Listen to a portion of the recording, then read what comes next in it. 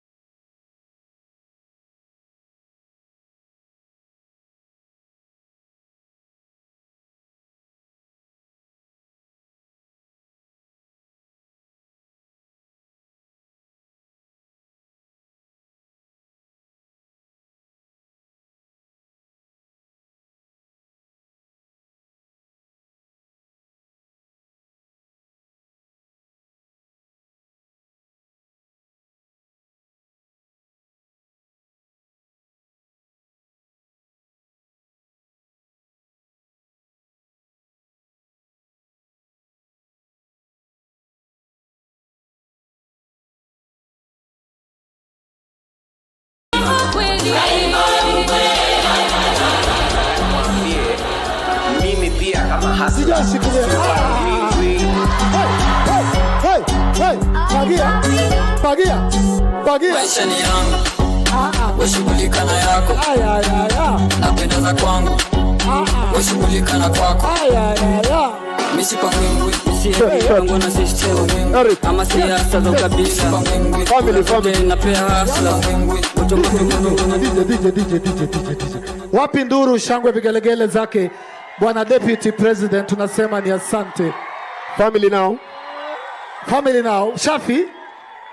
Shafi, talk to me. Asante sana. We are going to honor, appreciate, and welcome the family of our Mheshimiwa His Excellency Jimi Wanjigi. Wakiingia tafadhali naomba tuwapigie shangwe. The family unit, family ndio society, si ndio? Wapi makofi ya family ya Jimi Wanjigi tafadhali?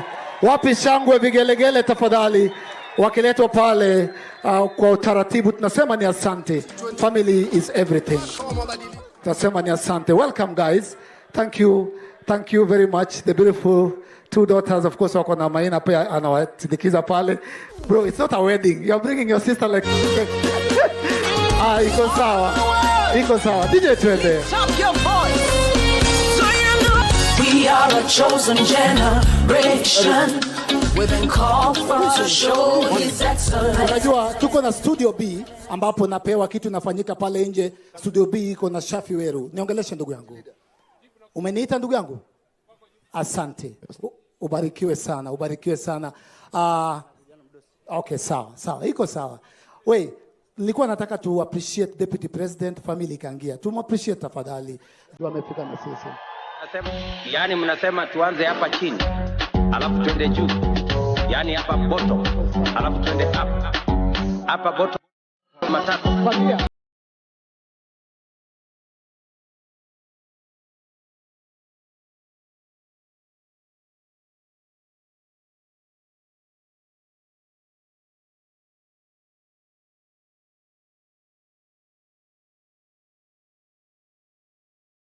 Twende bottom, twende bottom, twende up.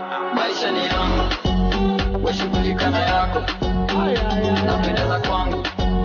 Washughulika na kwako. Wapi? Misipango na system. Ama siasa. Wapi?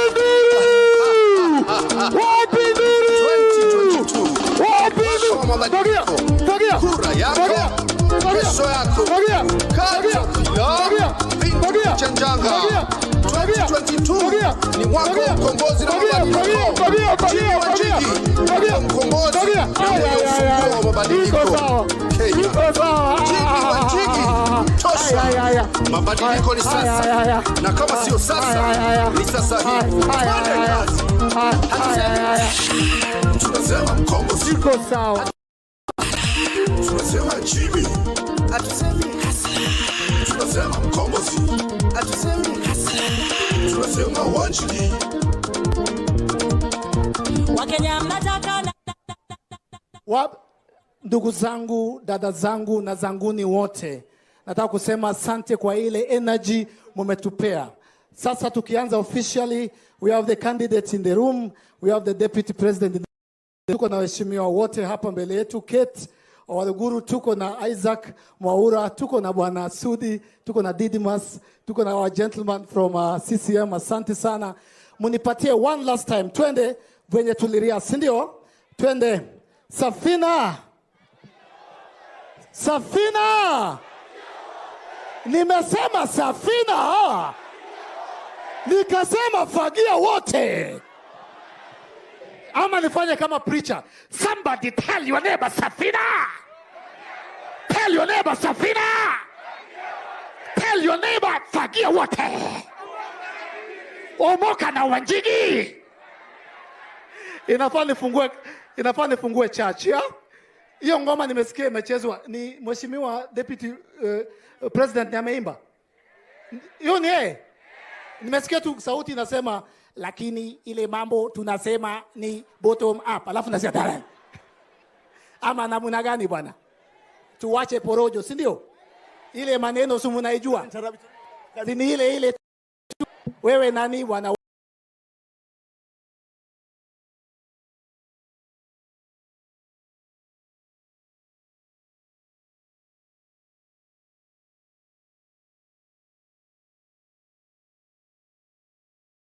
Nasema tuanze hapa chini, alafu twende juu. Yaani hapa bottom, alafu twende up. Hapa bottom kwa watu wa matatu na makanga na watu wa kinyozi na wale wa mama mboga na wale wa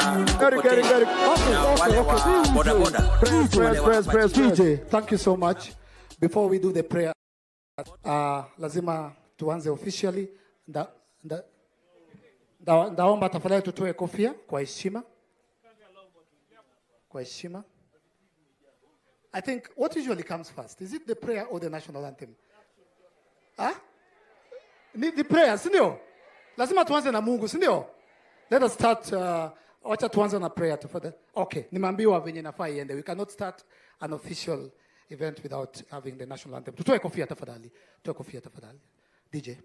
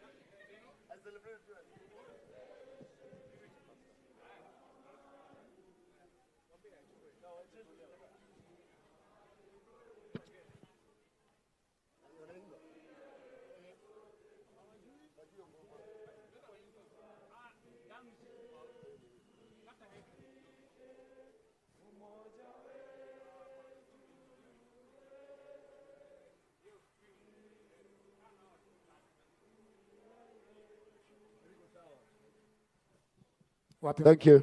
Asante sana. Now we'll start officially. Ndaita mtumishi wa Mungu, Reverend Steve, atuombe tafadhali.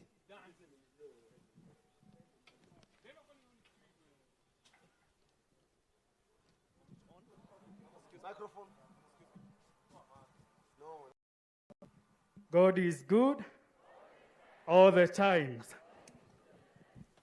Bwana Yesu asifiwe. Hamjambo.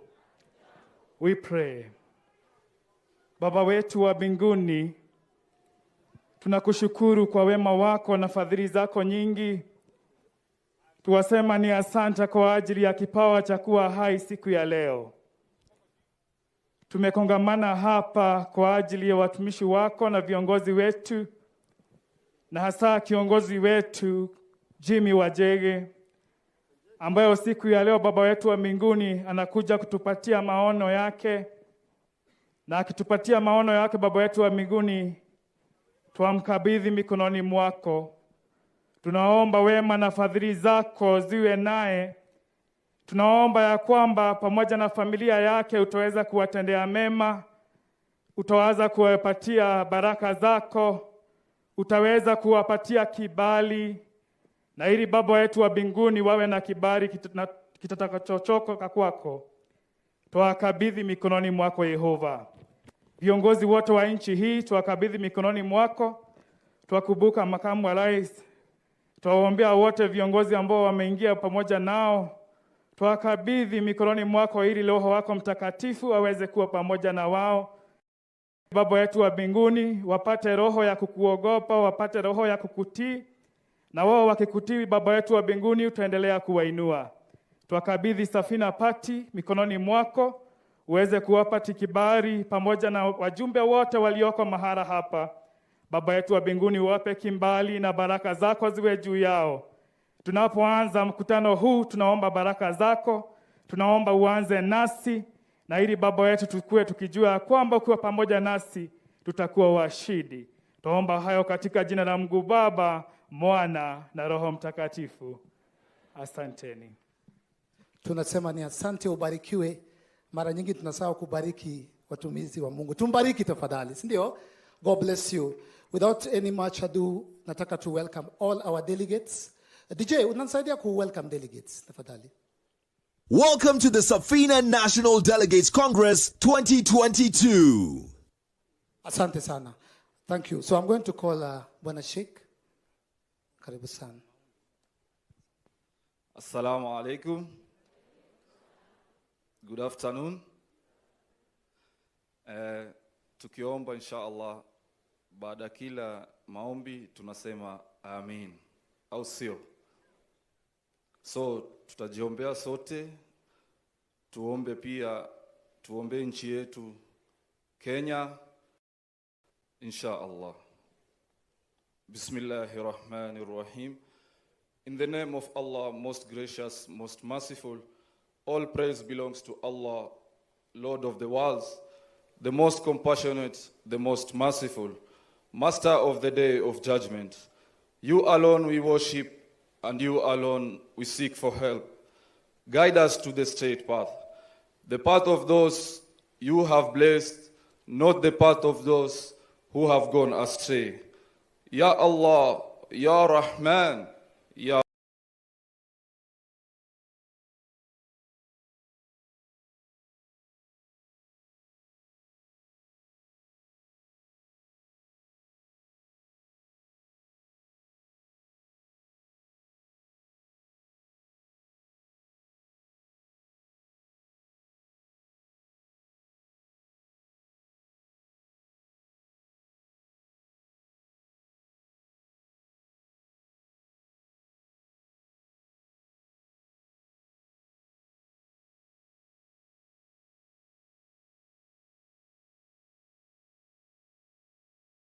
your mercy and understanding. Help them to fear you and honor you. Let them also render justice to our people. Let your righteousness fill our nation. Say amen. Let all the forces of darkness, derision, destruction, and demons be destroyed. Let there be peace and prosperity in our nation. Ya Allah, semeni Ya Allah. Ya Rahman, Ya Aziz, Ya Qudus. Let our young people be in full contentment. Say amen. Let your joy rule our hearts. Let your peace rule our nation. Let your justice fill our nation. Let your righteousness control our lives. Shower your mercy, blessing on every one of us in this nation, today and forever. Help us to live in freedom and peace and prosperity. Amin. Wa sallallahu ala Sayyidina Muhammad wa ala alihi wa ashabihi ajma'in. Shukran. Asante sana. Wapi makofi ya Sheikh tafadhali. And all the people of God said, we said amen, yeah? DJ, nipatie one last time to welcome our delegates. They're very special to us. Nifinye to play. Welcome to the Safina National Delegates Congress 2022. Asante sana. You may have your seats tafadhali. Tukisema itweka, munasema? Tukisema itweka, munasema? Our candidate will explain to us more, but it simply means breaking away from one generation to the others. Ndio? While we are still in the presence of God, wacha niite one of our legendary musicians akuja tubariki alafu tuanze officially. Ndio? Delegates, hiyo iko sawa? Hiyo iko sawa? Wapi nduru shangwe vigelegele zake, the legendary Solomon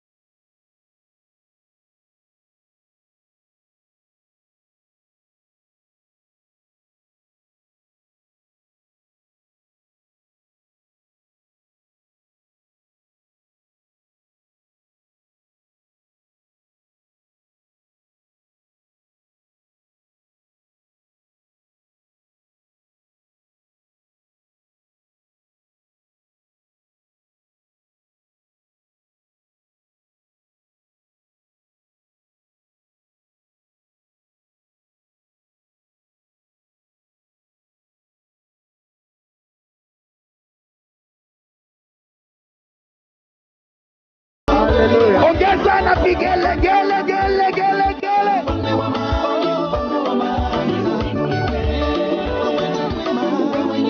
Weka juu twende twende. Wapi vigelegele kwa Yesu? Inua mikono yako hapa mbele, sema neno hapa mbele. Nyosha mkono wako huku mbele. Nenea wakuu viongozi neno. Mungu awafanyie njia pasipo na njia.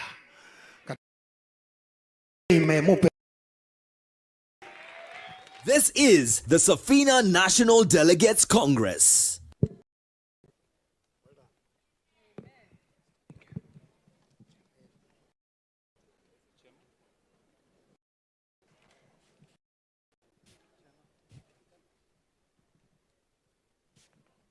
Wapi makofi ya Solomon mkubwa tafadhali. Ubarikiwe sana. Tukisubiria DJ tunasema itweka, itweka, itweka. Na tukisema Safina, tukisema Safina, tukisema fagia wote, tunaomoka na Jimi. Ladies and gentlemen, delegates and the entire Safina Party fraternity, please put your hands together for the Safina Party chairman, Duncan Nyale.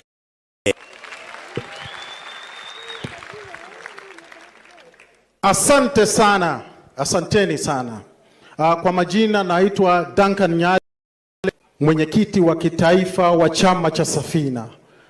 Tunataka kuingia katika sherehe maalum ya kongamano hili, lakini ningeomba Mheshimiwa Rais mtarajiwa nipe dakika kidogo tu nizungumze na Wakenya. No, asante. Nimepewa dakika 2-3. Mimi nataka kusema hivi. Tumefika wakati wa liberation ya 3. Na kusema kweli tumechelewa. Niulize swali. Ni mtu msafi katika kama? Hakuna. Hakuna mtu msafi kama mtu tumbo imechafuka na anaendesha. Gani? Anajua asipokuwa msafi na anawe mkono ataendelea kuendesha. Lakini kuna shida gani na hiyo mtu? Anakuwa amechelewa pale kwa kunawa mkono. Sisi ni tumechelewa. Tumbo imechafuka. Sasa tutasuluhisha namna gani? Ni lazima tunawe mkono, lakini kunawa peke yake ya kutoshi. Lazima tupate dawa. Na hapa juu hapa dawa ya Kenya iko hapa. Tafadhali. Mheshimiwa Jimi Richard Wanjigi ndio dawa ya Safina. Fagia wote tuomoke na Jimi. Asante sana. Nataka kuzungumza kwa wale watu wa mrika wetu, wale tunasema youthful population. We are the majority in this country. Nataka mababu zetu walipigania uhuru nchi hii, wakauawa kwa mababa zetu wakapigania demokrasia. Na tukifika hapo, naomba tumpe party leader wetu makofi ya kilo. He has suffered for this country. We are now on the cusp of the third liberation, which is the economic liberation. And this is where the convergence of Mheshimiwa Jimi Richard Wanjigi na chama cha Safina tunapatana. Wakati ni sasa. Mheshimiwa anasema it's an itwika moment. Ni wakati wetu kama vijana. Tunajua kiafrika ni tabia mbaya vijana kuachia wazee wafanye kazi kama tumekaa. Hawa wako hapa kutuelekeza, kuongoza, lakini kazi itabidi tuifanye. Kwa hivyo ombi langu, ni kwamba sisi kama vijana tuamue kwamba tuna na azma ya economic liberation ya Kenya kupitia Mheshimiwa Jimi Richard Wanjigi na chama cha Safina. Kwa sababu gani? It is our time wetu. It is time to fagia wote kena Jimi. Asante sana. Sitaki kuchukua wakati mwingi kwa sababu muda umeendelea. Nataka tuingilie kwa ile official function. Kwa hivyo nitamuita Secretary General wangu aje afanye citation. Ladies and gentlemen, delegates and the Safina Party family, join me in welcoming the Safina Party Secretary General, John Wamagata.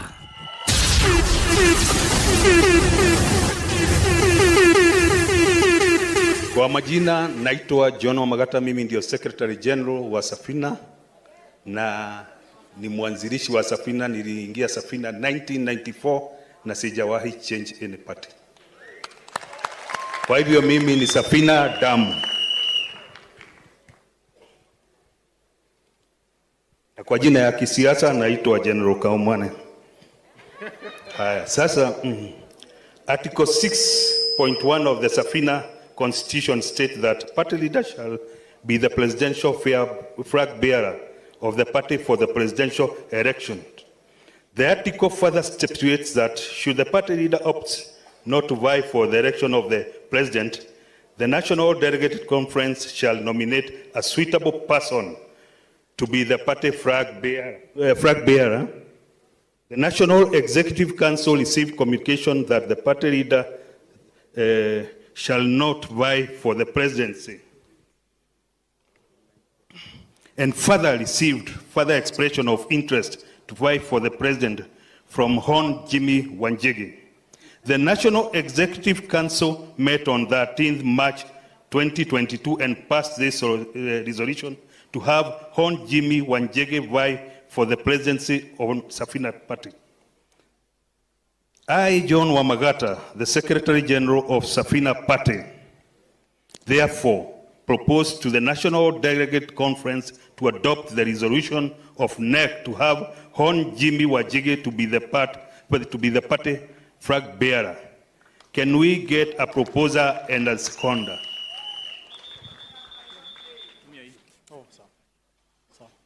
Thank you so Thank you so much, Bwana SG. Thank you so much, Bwana SG. We need a proposer and a seconder so that I can move the motion to publicly endorse our candidate. There's one there. Kindly hand over the mic.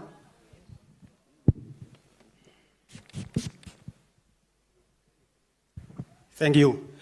I, Nicholas Nyamwea Mark Botongore, Safina Delegate number 21, from County 045 Kisii, Constituency 266, Nyaribari Masava, hereby propose. Can we have a seconder? Thank you. There's a lady on this side. Where is she?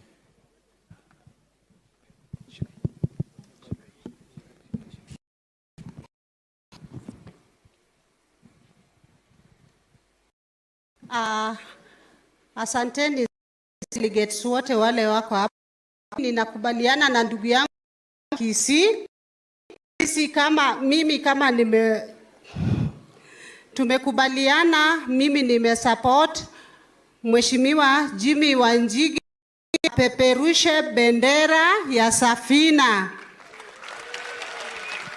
Mheshimiwa Jimi Wanjigi, Safina tumetoka tangu 2013 na mzee Paul Mwite. Tuko na ofisi hii Western Region, tuko na ofisi Kakamega, Bungoma, Busia.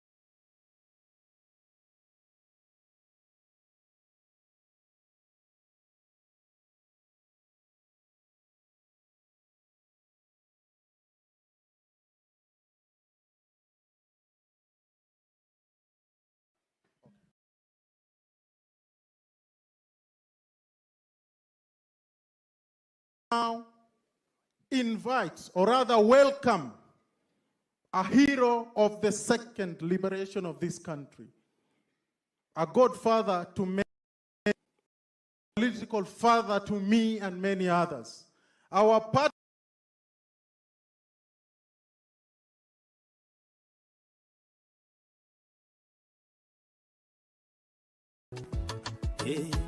tega sikio nikueleze, kuna mmoja anayejua shida za Wakenya, kuna mmoja anayejua tabu za Wakenya. Fearless, limitless.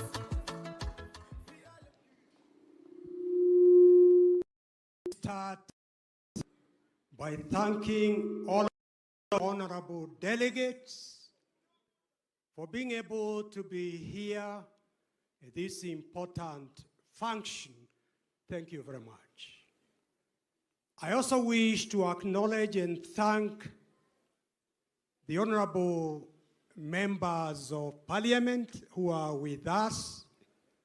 We appreciate your presence a lot.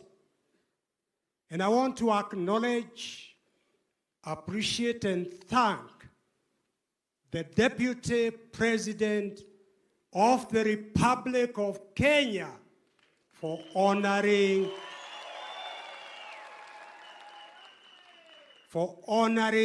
this function with his presence. When Safina was formed in 1994, we had a vision that we continue to adhere to up to now. The summary of that vision is that no Kenyan should sleep hungry because he or she does not have enough food. It is the right of every Kenyan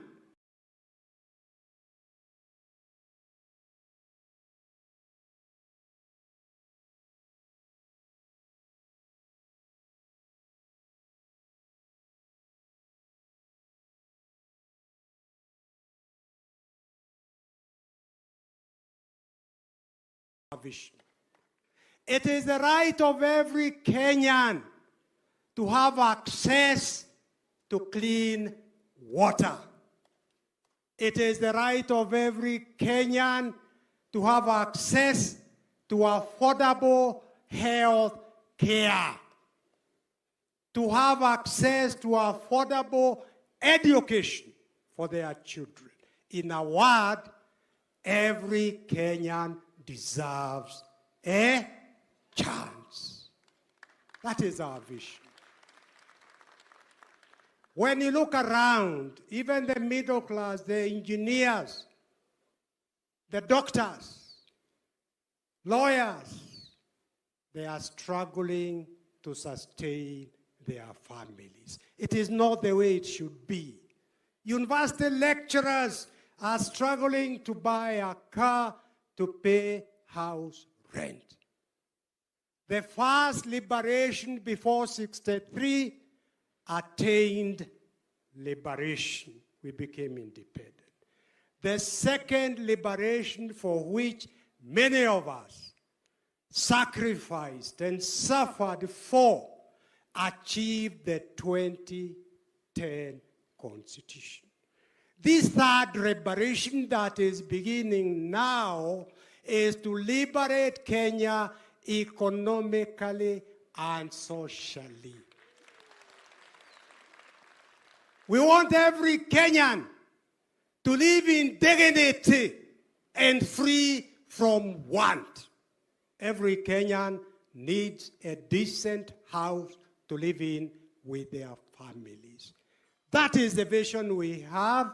And for those of you who may be wondering why Safina is aligned economically, socially with the UDA, it is because the vision UDA has for this country.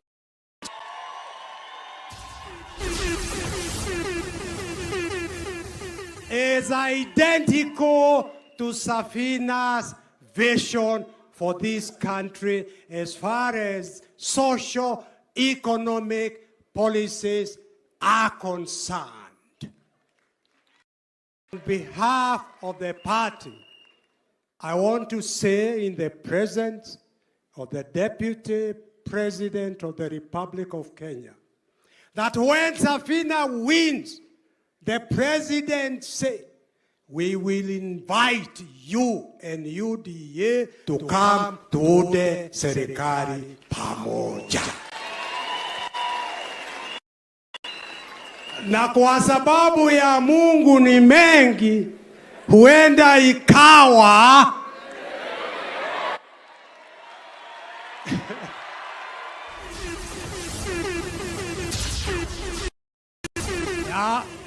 ya Mungu ni mengi. Mukishida pia mutualike. Tutakuja tuunde serikali pamoja. I thank you. God bless you. God bless Safina. And God bless our beloved country. I have no doubt that the journey begin ya kuinua hali ya maisha economically, socially for a majority of our people. I thank you. God bless you. Thank you. Kuna chama moja, chama ya Wakenya, chama ya wazee, chama ya vijana, chama Wapi makofi ya Mheshimiwa Paul Mwite, a living legend, our second liberator hero. Now I'll request all the delegates to angalie screens. There's a video for us.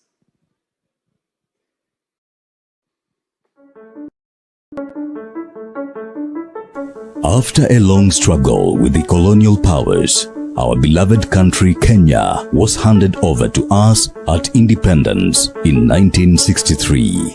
This was the first liberation.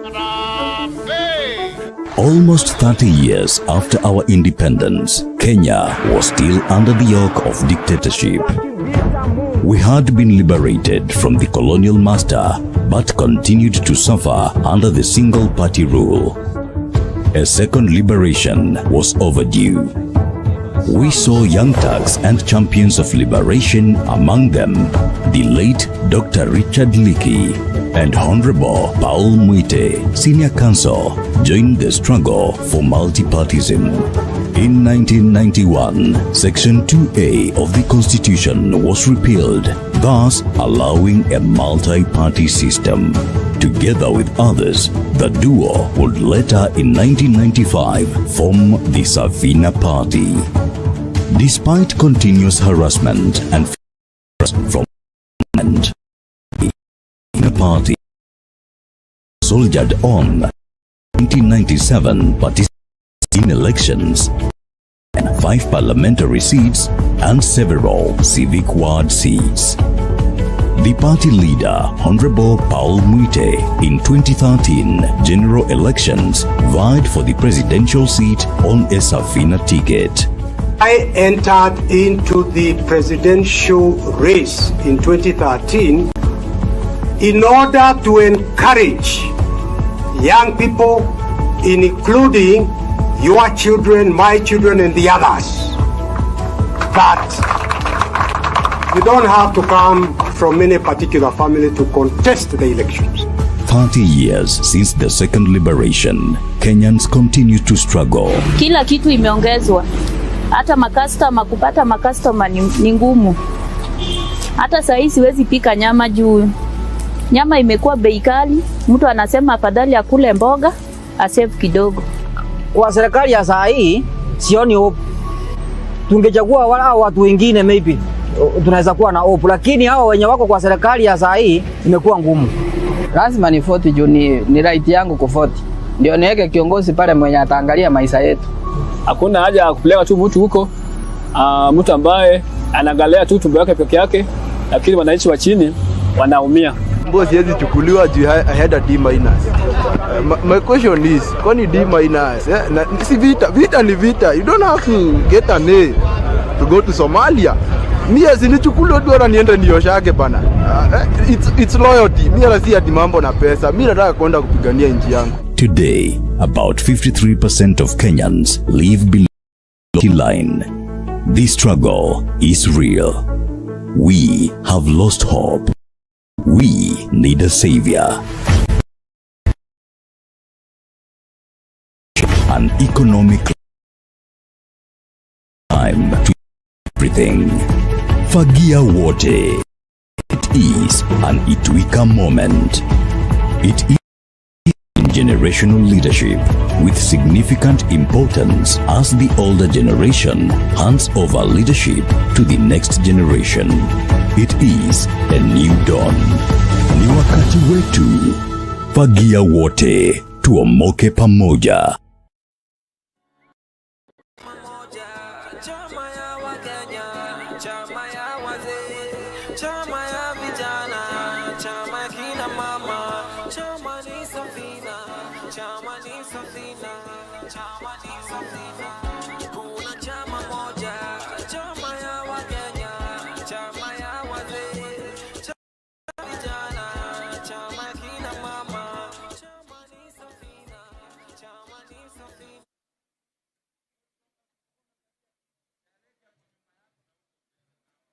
Okay, I'll now call upon three of us to give endorsement statements.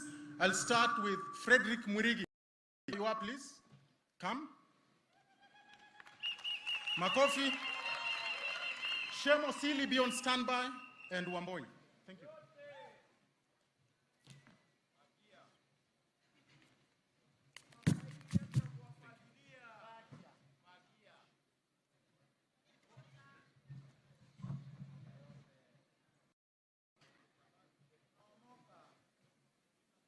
Safina. Mimi nataka kusikia sauti kubwa. Unajua mimi nimetoka Meru huko. Na tunapenda kelele sana. Nikisema Safina mnasema fagia. Safina! Safina! Mimi Frederick Mwirigi nimesimama hapa kutoka upande wa Mount Kenya, Meru, kuambia kwamba dunia na siasa ya Kenya inaanza wakati huu. Na leo ndio tunaanza campaigns za Kenya. Kweli ama uongo? Kweli ama uongo? Ndio sababu tumekuja hapa kushirikiana Jimi Wanjigi, kwa sababu Jimi Wanjigi pale Meru sio mgeni. Amekuwa mwenyeji. Mnamkaribisha hata kwenu pia. Safina! Na mimi mara ya pili kwa sababu ya Your Excellency, niko na furaha kubwa sana. Nimemalizia hapo.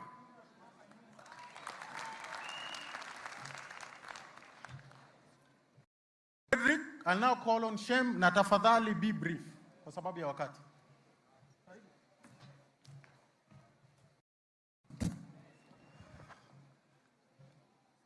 Safina. Safina.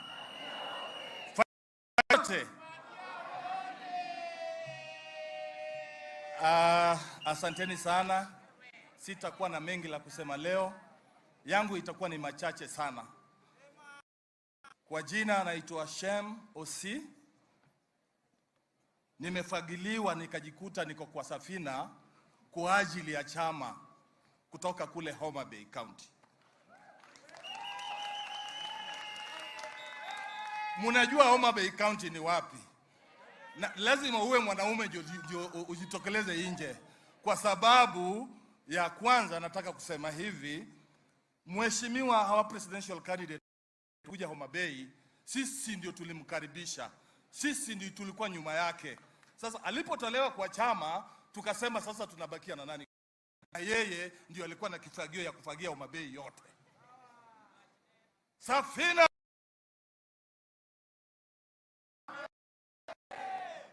Mambo yengine ya pili, nitasema machache sana. Hii Safina, mimi kama ni mtu nimetoka kule Victoria. Hii mwanzoni nimeona hawapati leader pia. Na unajua ametoka mbali na hii Safina. So kuna wakati nilikuwa ndani na watu wengi kwa hii Safina. Ikawa tukaona inayumba yumba. Ikawa tunaona inayumba yumba kidogo. Tukasema, kwani nini mbaya? Sasa watu wakaanza kupiga kelele, tunakufa. Mimi nikachomoka mbio paka pale kwa niangalie driver ni nani. Niliporusha macho nikaona Jimi Wanjigi ndiye akiwa driver. Nikarudi nikaambia watu tulieni, we are on the safe hands. Hakuna mawimbi itatuangusha. Jimi akiwa driver wa Safina. Safina! Nataka tena kusema ya mwisho. Nimeona rafiki yangu, najua kuna wale kwetu kule Umabei, tunaonanga tu watu kwa TV tu. Leo nimeona deputy wangu ambapo nampenda kwa macho. Kile nimeshangaa. Kuna wakati mwingine Biblia ilikuwa nasema mtu mmoja alikuwa anaitwa Petro. Alipoambiwa wewe ni mfuasi wa Yesu akasema hapana. Nimeona DP akitembea, nimeona huyu mtu anatembea kama Yesu kweli. Nimeona vile anacheka, nimesema huyu mtu anacheka kama Yesu. Kumbe ni mungwana. Mubarikiwe sana. Asante sana Shem. It's now my honor to welcome Wamboi Wanjigi, the daughter of His Excellency Jimi Wanjigi.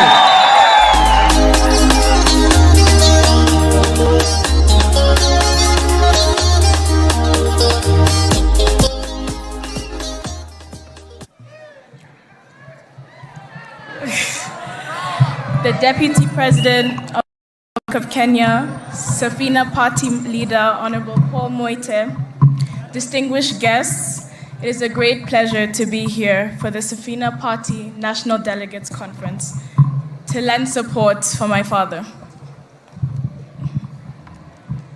You have to excuse me a bit as I'm a bit inexperienced with speech writing, so I apologize for that. I'd like to start by saying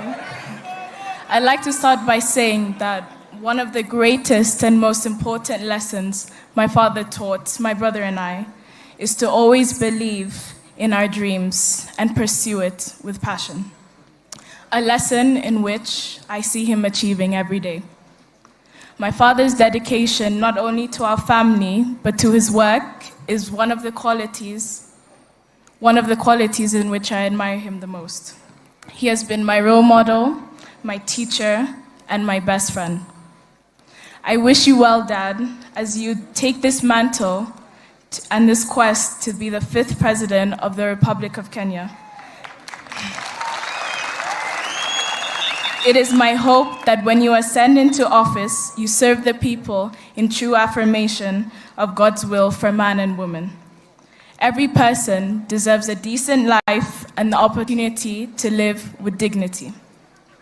It is my prayer to wish that the people of Kenya get to experience the caring, visionary, and great person that you are, and benefit from your leadership and wisdom. With that being said, I'd like to introduce the next 5th President of Kenya, Jimi Wanjigi.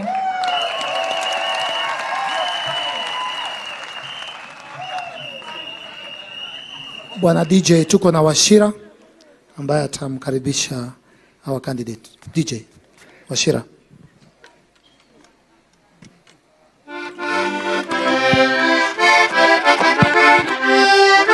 Let's be upstanding and welcome our President, His Excellency Jimi Wanjigi. And now, let us be upstanding to welcome on stage the Safina Party presidential nominee for the 2022 August general election, Jimi Wanjigi.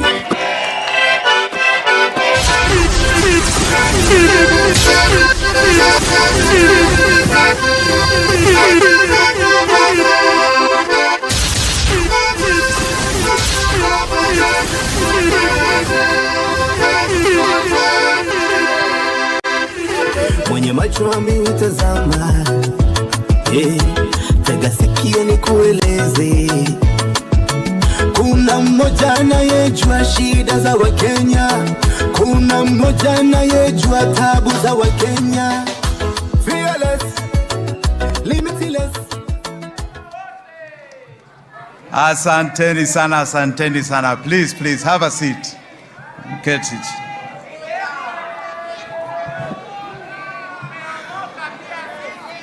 Safina! Safina!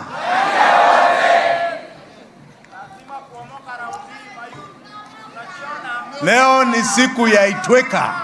Itweka! Itweka!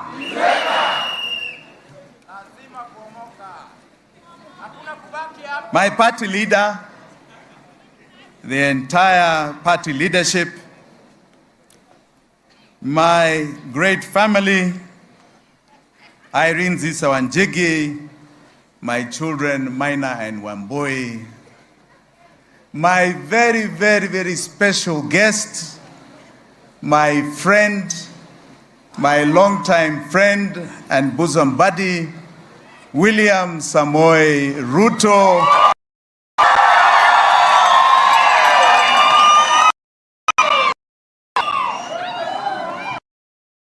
My good friend Ruto from Bomas.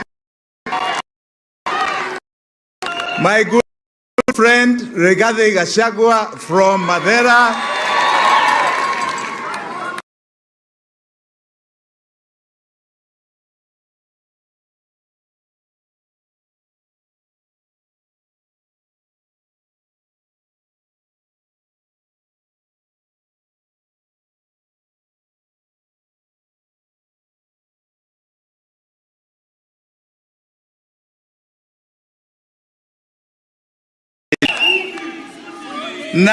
No, hiyo ni ya mwisho. Nyinyi hamjui historia yangu na Sudi. Hiyo ni... Sudi ni rafiki very deep. Very, very deep. Wakati Jubilee ilikuwa naundwa, yeye ndiye alikuwa anatumwa na bwana deputy rais hapa kwangu. We are very deep friends. Very, very deep brothers. Na Sudi, asanteni sana. Karibu, karibu, karibu.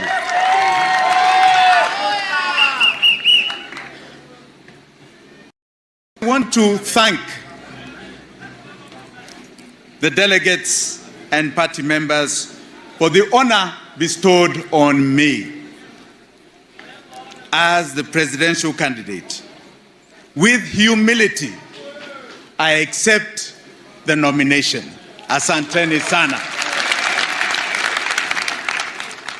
I have a speech here which I'll try and make short. Kwa sababu hii unajua ku accept nomination lazima tuzungumze kimombo kidogo. Hata watu wa nje watusikie, si ndio? So please allow me. Ladies and gentlemen, this is not just another party delegates congress. It is the day marking a turning of a new leaf for our country, a new chapter. Itweka. Yeah. When the party leader and I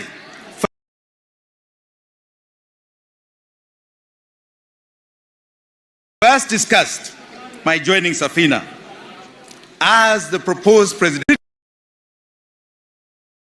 on behalf of millions of great Kenyans, we are ushering in a new chapter for our country.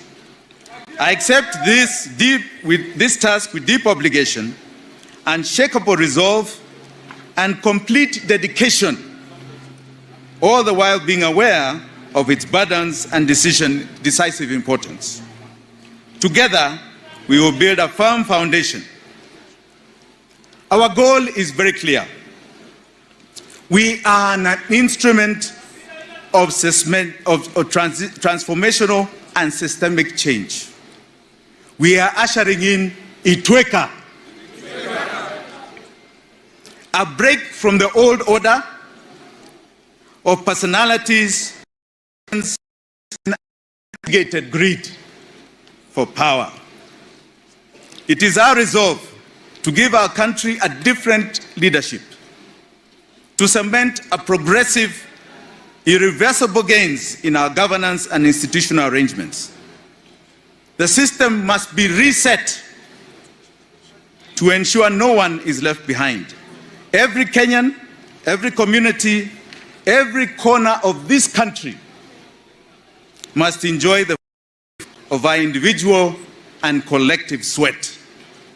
We must have total victory. I repeat, we must have the 99% of Kenyans have total victory August 9th, 2022.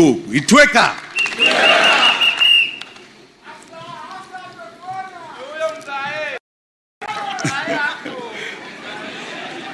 Safina Party has a storied history of being an instrument of real change, even in moments of adversity.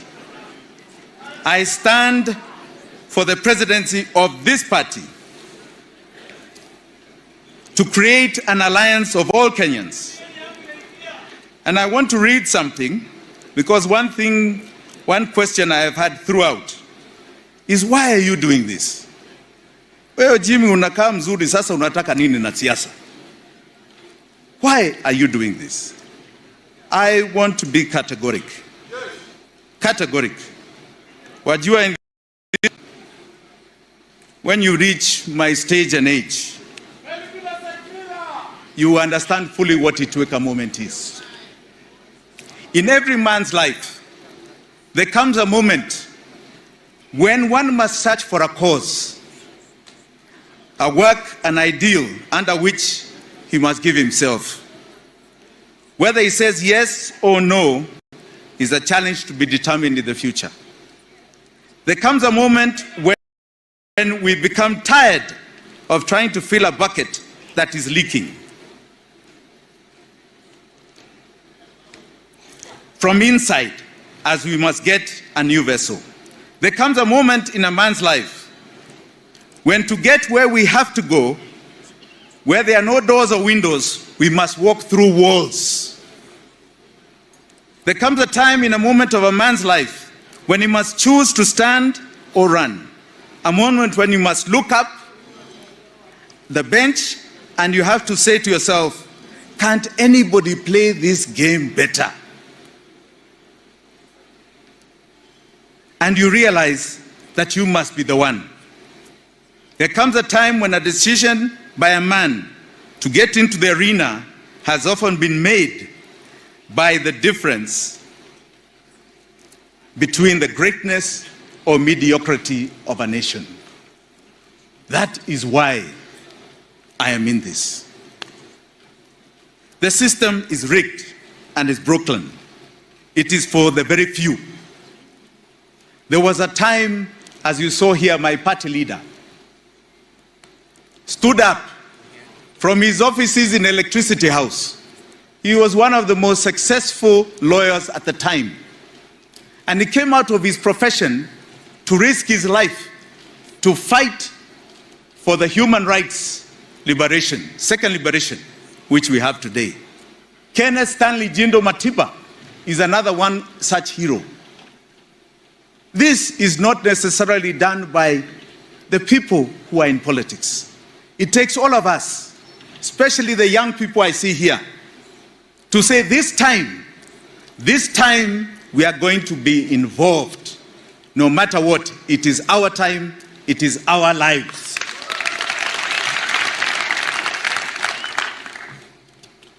Kenya is a country of firsts. We waged an armed struggle against the British colonialism, grabbing our country. We won. Itweka. We fought single-party dictatorship. We won. Itweka. We fought in peacetime for a new progressive 2010 constitution that secured the rights and dignity of every mwananchi in this country. We won. Itweka. Our courts, which have been in the forefront of ensuring those rights in that constitution are upheld, protecting the constitution, had a landmark ruling in 2017, where they nullified a presidential election, a first on this continent. We won Itweka. We also have, for the young women here, kama mumesahau, the first Black African Nobel Peace Prize winner, Wangari Maathai. We won Itweka. But Kenya is at a peril. Despite all these national milestones, repeated government failures have brought the country to its knees. At independence, we inherited a very dangerous virus, kama hii corona. It has been mutating in every election cycle since 1964, taking different names, taking different colors, taking different shapes. The generation of the original virus is positioning itself to mutate into a third variant. Virusi, hatari. It is another 60 years of slavery and deprivation in the making. Hatari iko mbele yetu. Our concerns must be with the future generations. The world is changing. What platform are we giving them? The old order must die. It must be wiped out. We must end transactional politics. Itweka. Our country has been mortgaged to crippling debt, killing economic activity, incomes, opportunities for our young people. Our young people have lost purpose. They cannot see their future. Kweli ama si kweli? Kweli ama si kweli? Their dreams and aspirations have been shattered. Kweli ama si kweli? We must never pay a debt that has been borrowed so that people steal. Kweli ama si kweli? Cent must be accounted for. There's out there ya kwamba Kenya is the wealthiest nation in Africa. Mumesikia hiyo? Let me give you some bare facts. Out of 17 million employed Kenyans, 17 million, munashika hiyo? Only 79,000 earn 100,000 shillings a month. 100,000 shillings a month. That is less than $1,000 ulimwengu. That is 0.5% of the people of the workforce of Kenya who earn 100,000. Sio ni aibu sana? Out of every 100 Kenyans, 53 today cannot put food on the table. Hiyo ni aibu ama si aibu? We are talking about fellow Kenyans. There was a time, it was 38, not too long ago, 10 years ago. In February of this year, in 2020, the central bank governor, ili wasiseme we are distorting their mouths. The central bank governor faulted the country's economic structure, which has been delivering growth without job creation or rising income. Yani unaonesha GDP is rising, but the jobs and rising income do not exist. In 2020, the national census data puts unemployment rate at 39%. Yani, in figures, 5.4 million people do not have jobs. This is courting a national socio-economic disaster. Kenyans talk about corruption. It is not corruption. This is called state capture. Itweka. Today's Business Daily ya leo inasema out of a survey of 146 countries in the world, of unhappiness. Yani the top being the happiest, the bottom of 146 being the unhappiest. Kenya iko 119 unhappy. Mumejaribu. 119 unhappy. Kwa nini? The biggest single reason is corruption. Corruption. State capital. The state has been taken over by economic terrorists. Washindwe. Washindwe. Washindwe. Washindwe.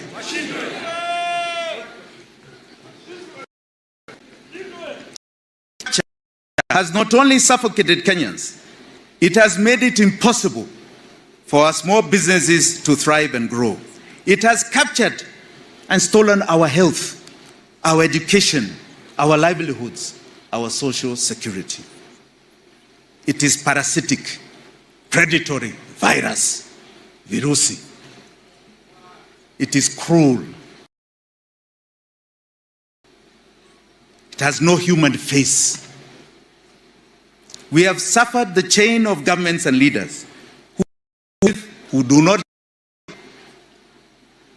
and have exercised very poor judgment. Kenya now is at a pivotal moment. With a unity of purpose, with it defined in its economic and political landscape, this is the defining moment. The country is now in need of bold, visionary, caring leadership.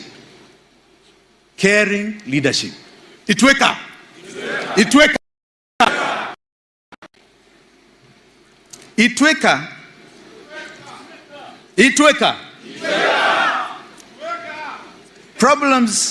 The problems we face are the product of 60 years of political governance failures. In the African culture, Itweka, kwa sababu ni lazima labda nyinyi hamjui hii ni nini. Itweka is a revolutionary call to change leadership from one generation to another. When life has become unbearable, see, it's unbearable. From an old leadership to fresh leadership. Old ways to new ways. Kubembeleza, najua revolution si ya kubembeleza. We have had a national decline of our nation. The tools of yesterday cannot meet the needs of today and tomorrow. This national decline, rather than national greatness, has spoiled this God-blessed nation. We need a breath of fresh air, of progress and determined dedication in our motherland. We are in the midst of a historic moment. We must chart this radical course. This is beyond business as usual era. It is a moment of bold, forward-thinking leadership. A time to say no more. A time to say resilience, innovation, competitiveness must meet the needs of this nation. That should be the cornerstone of our leadership. Economic security is national security. We must, and we have a decisive obligation to ensure economic inequalities are breached. Social mobility must be breached. Of having a country of 1% billionaires and 99% poor people. Kuna maana? Haina haja hata kidogo. Look at our SMEs. We are going to partner with the private sector to develop a conducive environment for growth and investments in manufacturing. We are going to break down the cost of doing business, improve and reduce the regulatory demand that stifles the growth of SMEs. Ati unaambiwa you need 1,000 licenses to start your business. Will be record-breaking. In a record-breaking period, will attract new productive investments. A lot of this we'll talk more when we come to manifesto. In agriculture, I want to just explain a little bit here. about the disparities. In agriculture, agriculture contributes 34% of what we produce in this nation, GDP.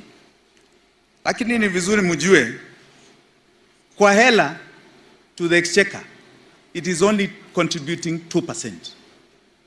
2%. Over a third of what we produce, only 2% is going to the exchequer. In contrast, manufacturing contributes 8% of GDP. Imeshuka chini. In 2012, it was 17.5%.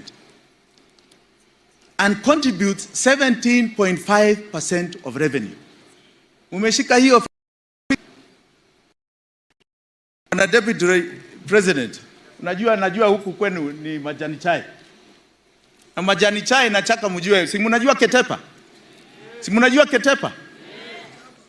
Ketepa, if you go to where Deputy President comes from, and Isaac Ruto here, Mheshimiwa, you will see the farmers, women and young people especially, picking tea all day, hata kukiwa na mvua.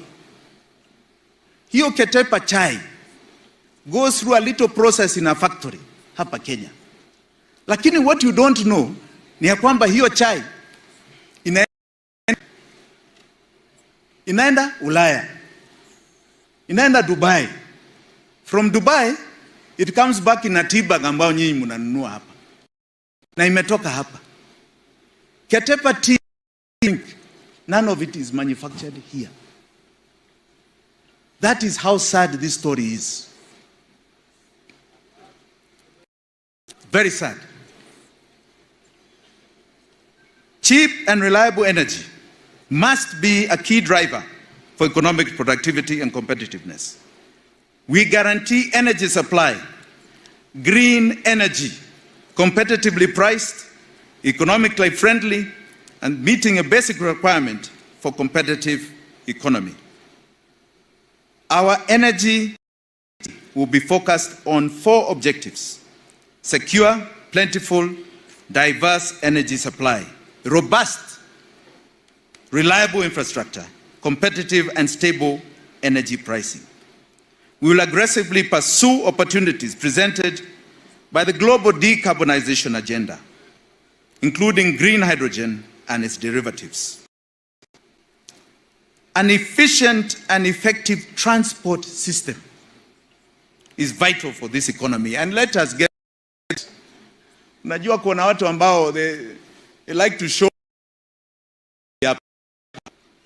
But I'll just give one small example. Nairobi here. There why Nairobi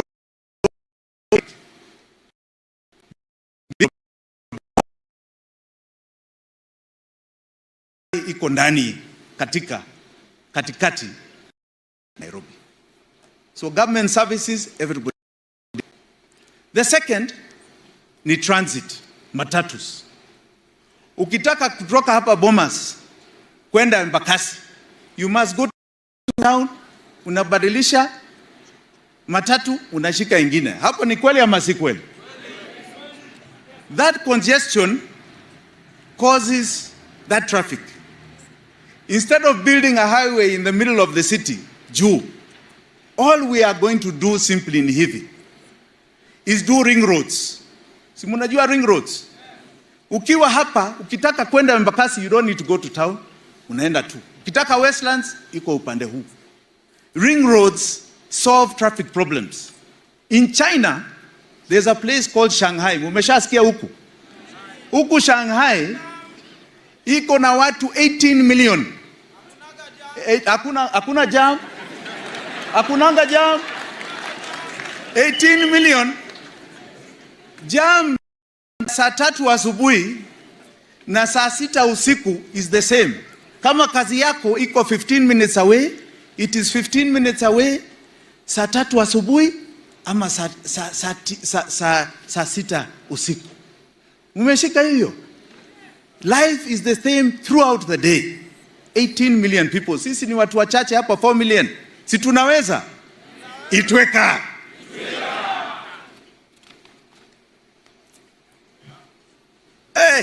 Nimeona wa vijana wengi hapa. Sasa hii mambo ya bundles na digital na sijui nini, kwa hesabu yetu tumefanya bundles zenu yote to give people 2,000 shillings worth of bundles. Hiyo ni pesa mingi, ni muhimu sana. That is something that is affordable by this country. Because what we want to do, unajua kuna conquest agenda, na agenda ni information. We want you to get bundles because that is where job creation, self-employment, creativity inatoka. Kweli ama si kweli? Kweli ama si kweli? We want the world to download you. Si nyinyi muna download the world. Munashika? Hiyo ndio conquering huku nje. Isiwe ni kitu ambao nyinyi you are being conquered all the time na information ya huku. Itweka.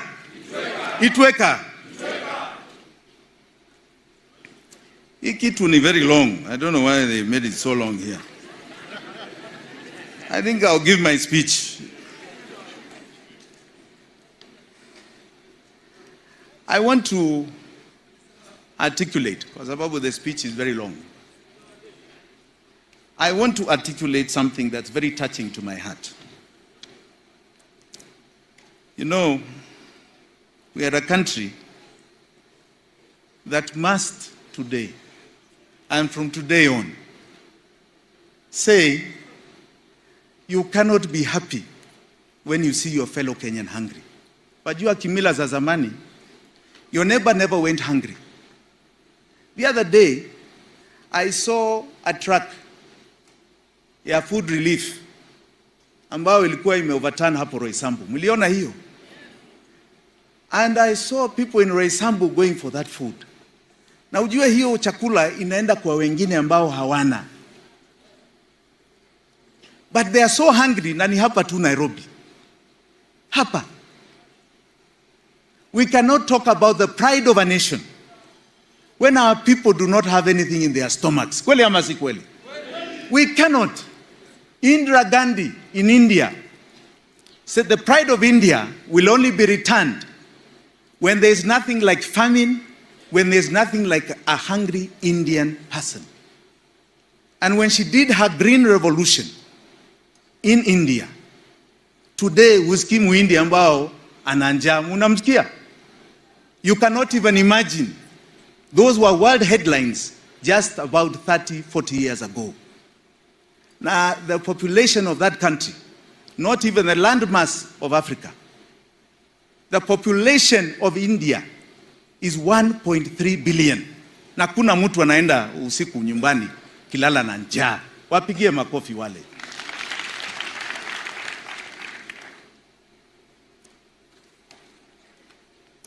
Let me talk to our skilled human capital. This is a globalized world. We must think locally. We must think globally and act locally. We have the potential of transforming all our young people's lives. Our education system is one of the highest on this continent. We must bridge the gap between learning outcomes and future challenges. We must recognize this is a rapidly changing world. We cannot have children sitting on stones and dilapidated classes anymore. Itweka.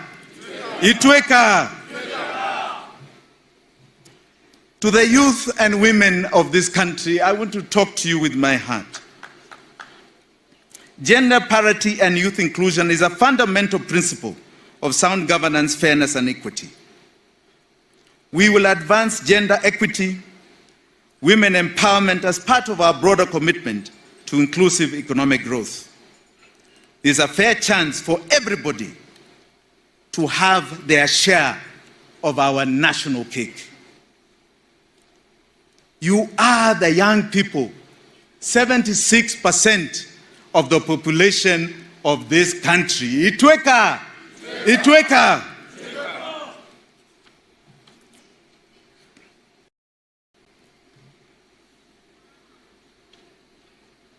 Najua, I was here a little while ago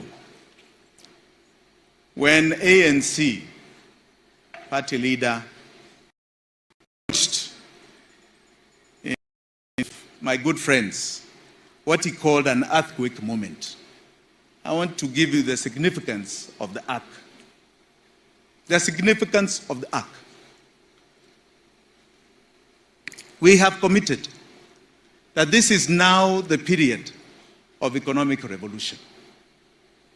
Every Kenyan must attain what is guaranteed and enshrined in Article 43 of our Constitution.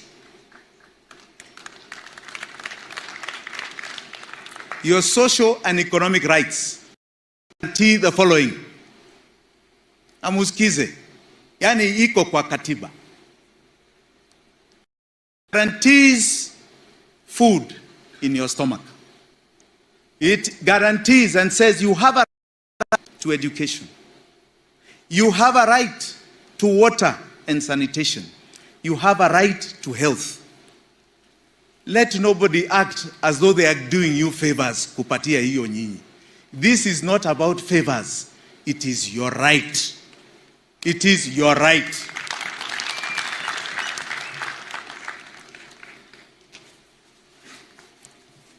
Noah's Ark came at an interesting period in biblical history.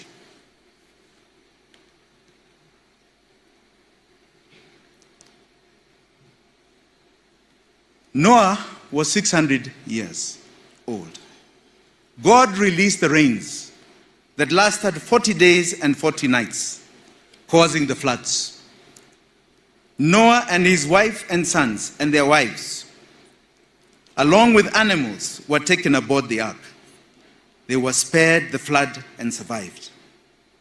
But every living thing outside the ark was destroyed in the waters of the flood. The flood symbolizes the turbulent times and challenges a country is experiencing due to greedy and selfish decisions of leaders who lack vision for the future of their country. These decisions have led to the current sorry state of our wonderful nation, characterized by high debt, joblessness, and the high cost of living. These floods ushered in a reset in the world. I had my good friend Musalia Mudavadi say, earthquake, earthquake. What comes after an earthquake? Tsunami, tsunami. What comes with a tsunami? Floods, floods, floods. Na nani ataokoa inchi out of floods? Safina, Safina, Safina.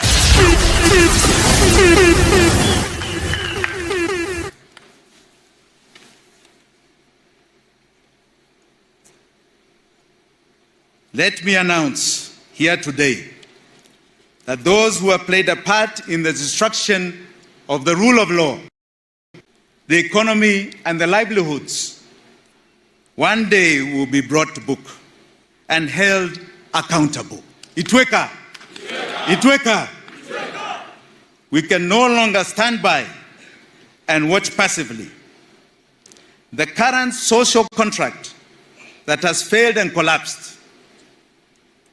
As stewards of the people, our leaders have abused the responsibility vested in them at the expense of the citizens.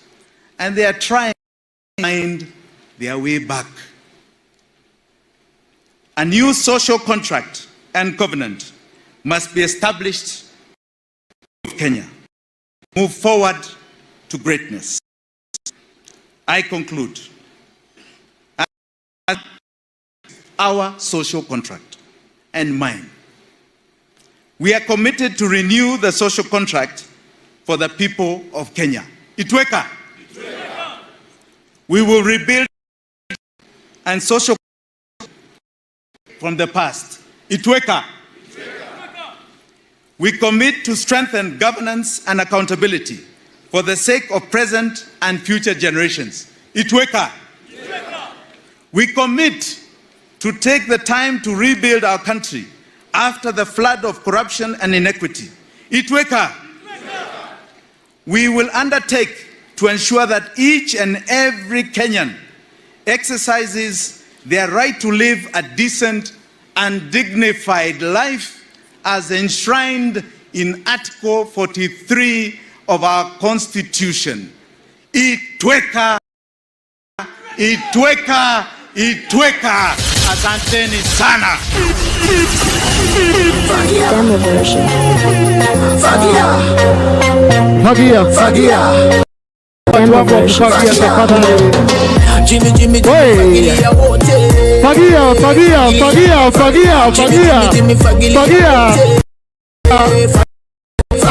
Mount Kenya mpaka Rift Valley. Western mpaka uko Nyanza. Naomba tusimame tafadhali. Naomba tusimame mahali tuko tafadhali. Fagia. Na maland grabbers. Fagia. Na magos.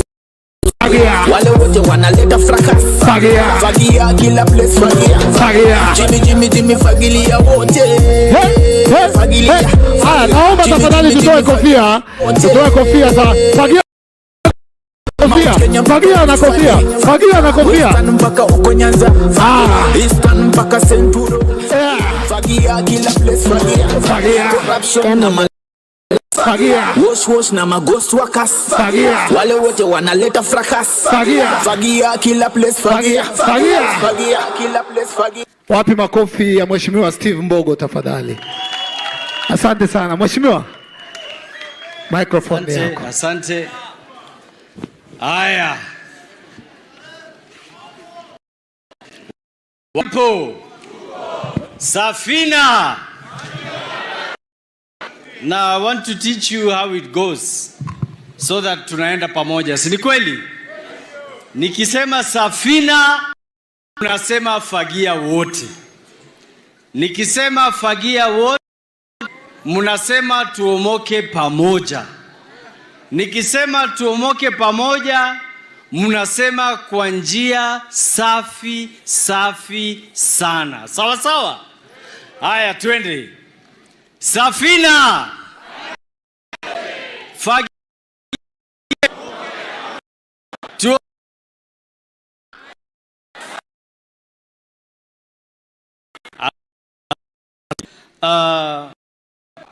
The Mr. Honorable Mwite, His Excellency, our aspirant, Jimi Richard Wanjigi, His Excellency, President of the Republic of Mheshimiwa Ruto,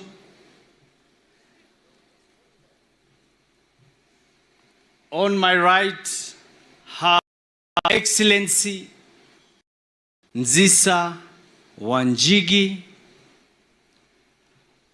former chairman and the initiator of Council of Governors and also the party leader of Chamashinani, Honorable Isaac Mheshimiwa Gashagwa, the MP of Madhira constituency, Mheshimiwa Oscar Sudi from Kapseret, Mheshimiwa Didmas Baraza from Kimilili, Mheshimiwa Kimani Ichung'wah, Member of Parliament Kikuyu, Mheshimiwa Kate Waruguru, Member of Parliament Laikipia, the Chairman, the Secretary General of Safina Party, and all the dignitaries. Hamjambo.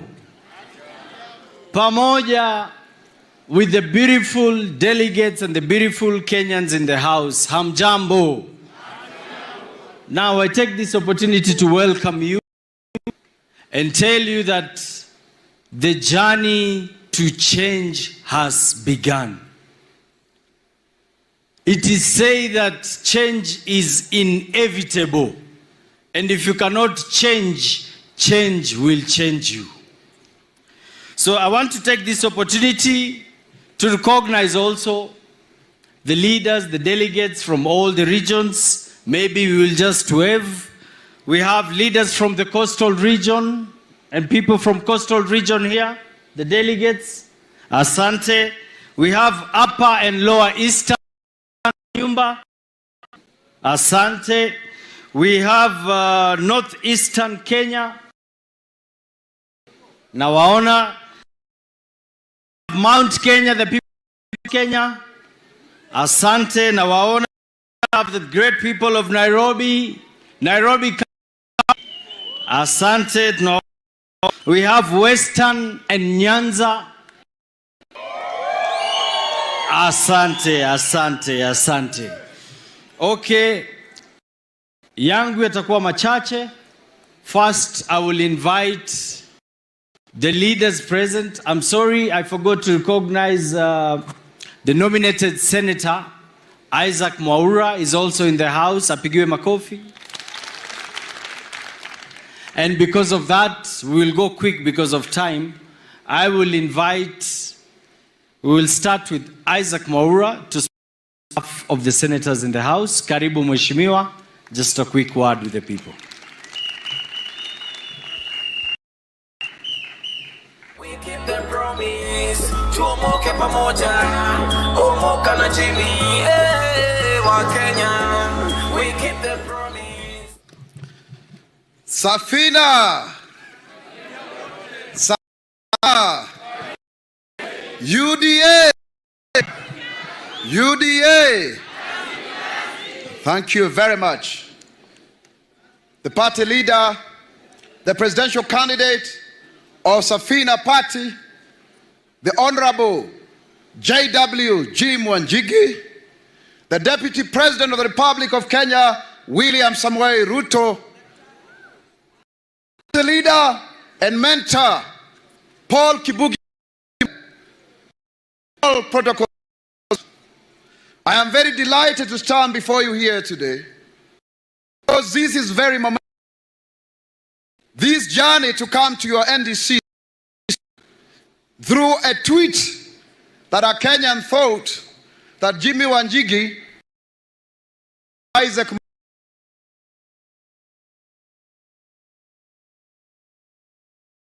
Mwaura and others who are chased away from our former political party.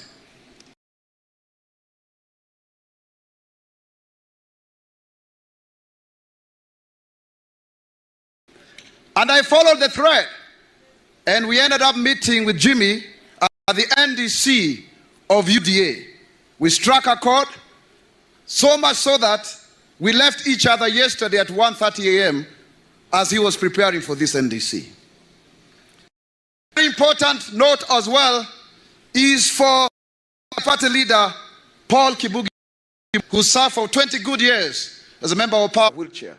And when he was made the head of public service, Paul Mwite, as chairman, nominated Josephine Senior, the first blind woman to become a member of parliament. Safina is a very inclusive political party. It is out of fighting for the constitution that the position of those with disabilities and marginalized groups, but be that as it's made, today is actually Itweka. Itweka! Itweka! I, Isaac Mwaura, a son of a single woman, decided to speak against the idea that only people from certain families can be president of the Republic of Kenya. You cannot have a Kenyatta, an Odinga, a Moi, and that like that. Even you can be president of the Republic of Kenya. It is possible. So Jimi Wanjigi, your dreams are valid. As a result, just like Paul Mwite and others did, we are the new left. I pay the price. I was in court for 10 good months. I had 7 court cases. I appeared in court over 30 times. I was dismissed, chased out of parliament like a dog on 7th of March. And they sent DCI to me and drones to my house. They had a gang of 10 people to finish me. And eventually, they put a travel ban against me. Just simply because of saying a son of a lowly person can rise to become the president of the Republic of Kenya. Those who did so, the handshake brothers, I forgive you. I forgive you. But the fusion of the monopoly of government and the fusion of the monopoly of opposition cannot deter Kenya from the third liberation of economic emancipation. Today we stand here today and we are very glad because we have William Samoei Arap Ruto, a man who rose from obscurity as a chicken seller, a God-fearing man, to become the deputy president of the Republic of Kenya.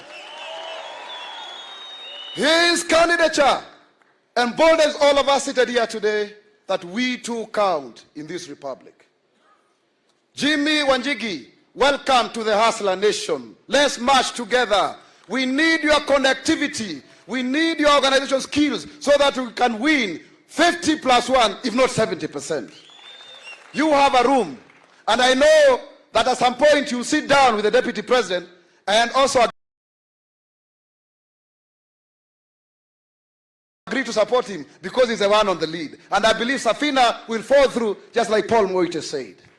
Our difference, as I conclude, is that those who are fighting us believe that it is their privilege to rule over Kenya, that we are slaves, like we are rent seekers, and we must be remaining very grateful that they gave us an opportunity to serve. We want to tell them, no, the tree of freedom was fought with blood. We shall fight for our space because we too count.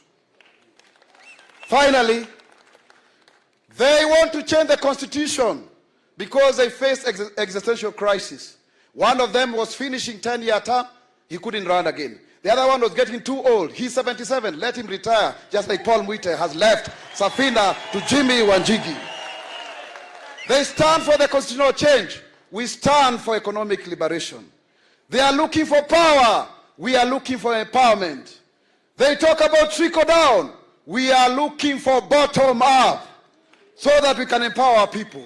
Let's join together, Safina, UDA, and all like-minded, because the strength of the pack is a wolf, and the strength of the wolf is a pack. I thank you. Makofi, makofi kwa mheshimiwa. Asante, asante. Next, I'll want to invite the Member of Parliament of Mathira constituency, Honorable Rigathi Gachagua. Karibu.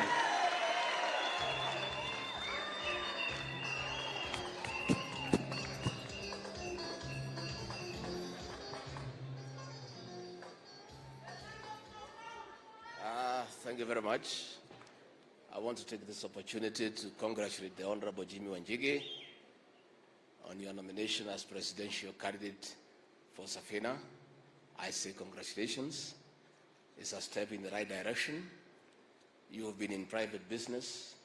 You are now welcome to the public world and make change from where the real action is. Pongezi sana. I want to say that we in the UDA and Safina, we have a point of convergence in that all of us are saying the priority for this country is economic liberation.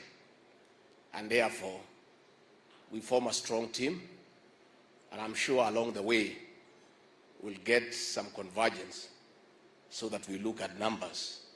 Because at the head of it all, on the 9th of August this year, the numbers will make a decisive action in this country, and we begin the journey for economic liberation.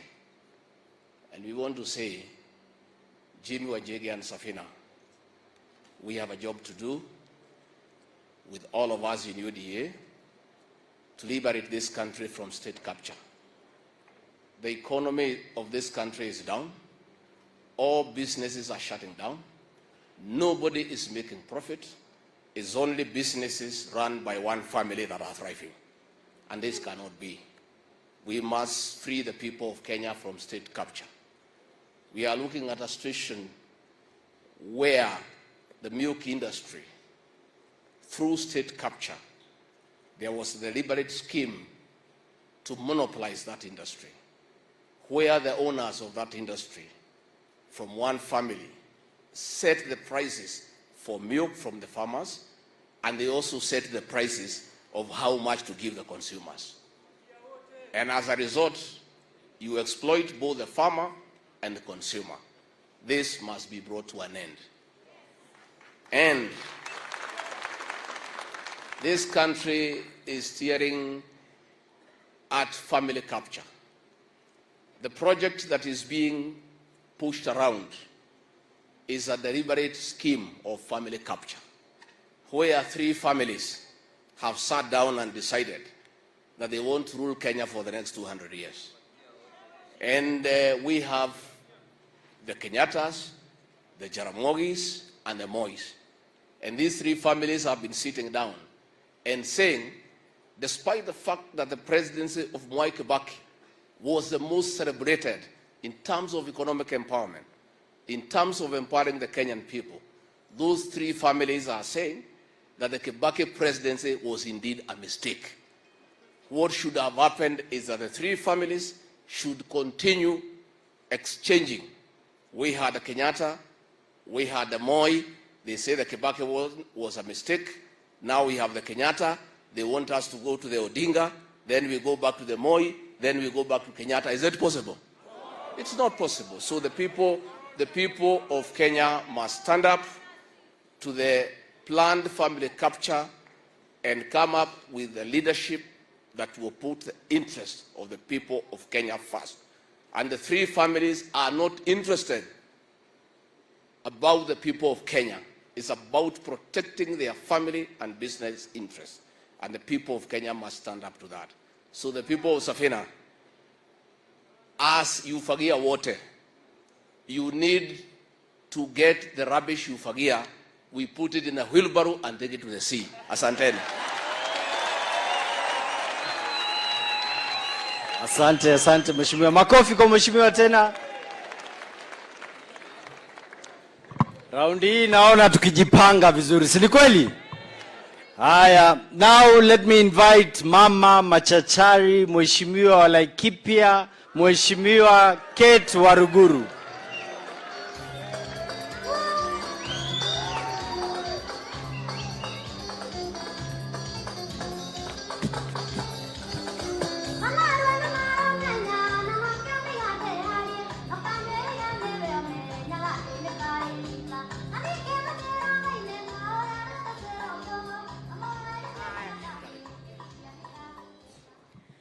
Your Excellency, my good friend Jimi Wanjigi, Mheshimiwa Paul Moiti, Senior Counsel, the Deputy President of the Republic of Kenya, Your Excellency William Samoei Ruto, delegates, hamjambo. Hamjambo tena. Allow me too to take it up from the Honorable Rigathi Gachagua to congratulate the Honorable Jimi Wanjigi on your appointment today. We are gathered at this dome today because we believe in your ideologies. Safina Party, you have been very vocal from the very day you've started in the ODM party, fighting for the 3rd liberation of the Republic of Kenya. Allow me to join you today, standing here and speaking on behalf of millions of young men around the Republic of Kenya, to tell you both and the Deputy President, that we Kenyan youth, we are damn tired ya kubebwa ufara katika serikali ambayo tuko nayo. Allow me to join you in this conversation. Our forefathers fought off Mzungu. They fought for our land. They fought for education. They fought for healthcare. And we had the likes of the Honorable Paul Moite fighting for multi-partyism, fighting for 2010 Constitution. And the biggest question I ask myself today, I, Kate Waruguru, and many young men below the age of 40, what are we going to stand for in the liberation, the next liberation, in the current crisis, as far as economic revolution is concerned? Allow me, ladies and gentlemen, to invite you into this conversation. This is non-partisan. This involves every young man, regardless of the political party that you are affiliated to. We are in a Fuliza nation. We are in a country where majority of our young men do not have jobs, both formally and informally. And we are saying that it is our time. We are the majority. We and our women and our mothers, we are saying there is no change for us without us. We must be on the table. And the conversation as it goes, we are saying, we women, we young men, what do you have for us this afternoon? The Honorable Jimi Wanjigi and the Deputy President of the Republic of Kenya in the UDA party. I'm inviting all of us to walk into this journey with our heads high. We fight for our space. Majority of our young mothers who do not have jobs, who do not have vibarua, mama fua, boda boda, mama boga, hata wale wanarandaranda kule kwa mitaa. Tunasema serikali ni yetu sasa. Na wakati wa kusema hatubebewi akili ni sasa. Wakati wa kusema tumepewa mwelekeo ya kutosha. Tulikuwa kule Sagana 3, tukasikia tumeambiwa safari ndio hii, barabara ndio ile. Mimi nitamaliza kwa kusema hivi. The Honorable Jimi Wanjigi, you are very right. From the time Mzungu left this land, we have had the Odingas, we have had the Kenyattas, and we have had the Mois. When are we going to get a chance to get one of us as the President of the Republic of Kenya?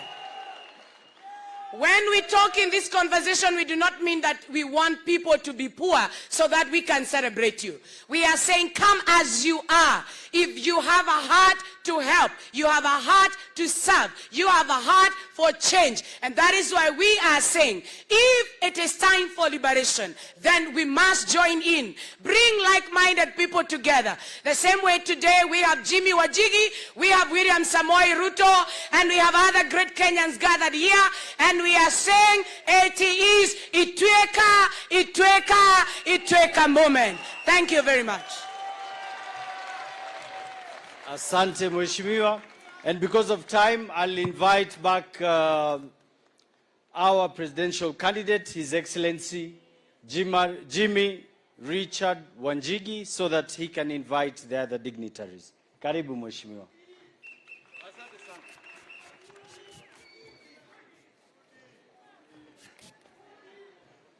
Haya. Itweka. Sasa unajua, we have very important guests here. And we are competing guests. My fellow competitor, nani competitor? William Samoei Ruto had the courage, had the heart to come and say, I'm going to grace the occasion of his fellow competitor, Jimi Wanjigi. Jimi Wanjigi. He has done us a great turn. Kuna wengine ambao tulialika lakini wakasema, you know, if everybody is coming like this, maybe we all can come. But this shows you the spirit of democracy in Kenya. There is enough space for all of us. We don't have to fight. We don't have to be kicked out of Kasarani. We don't.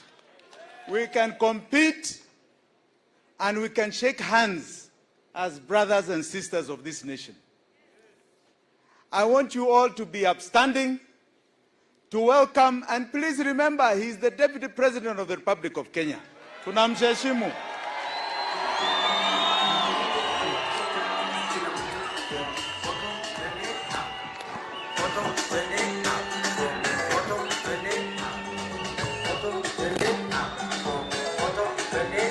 My brother,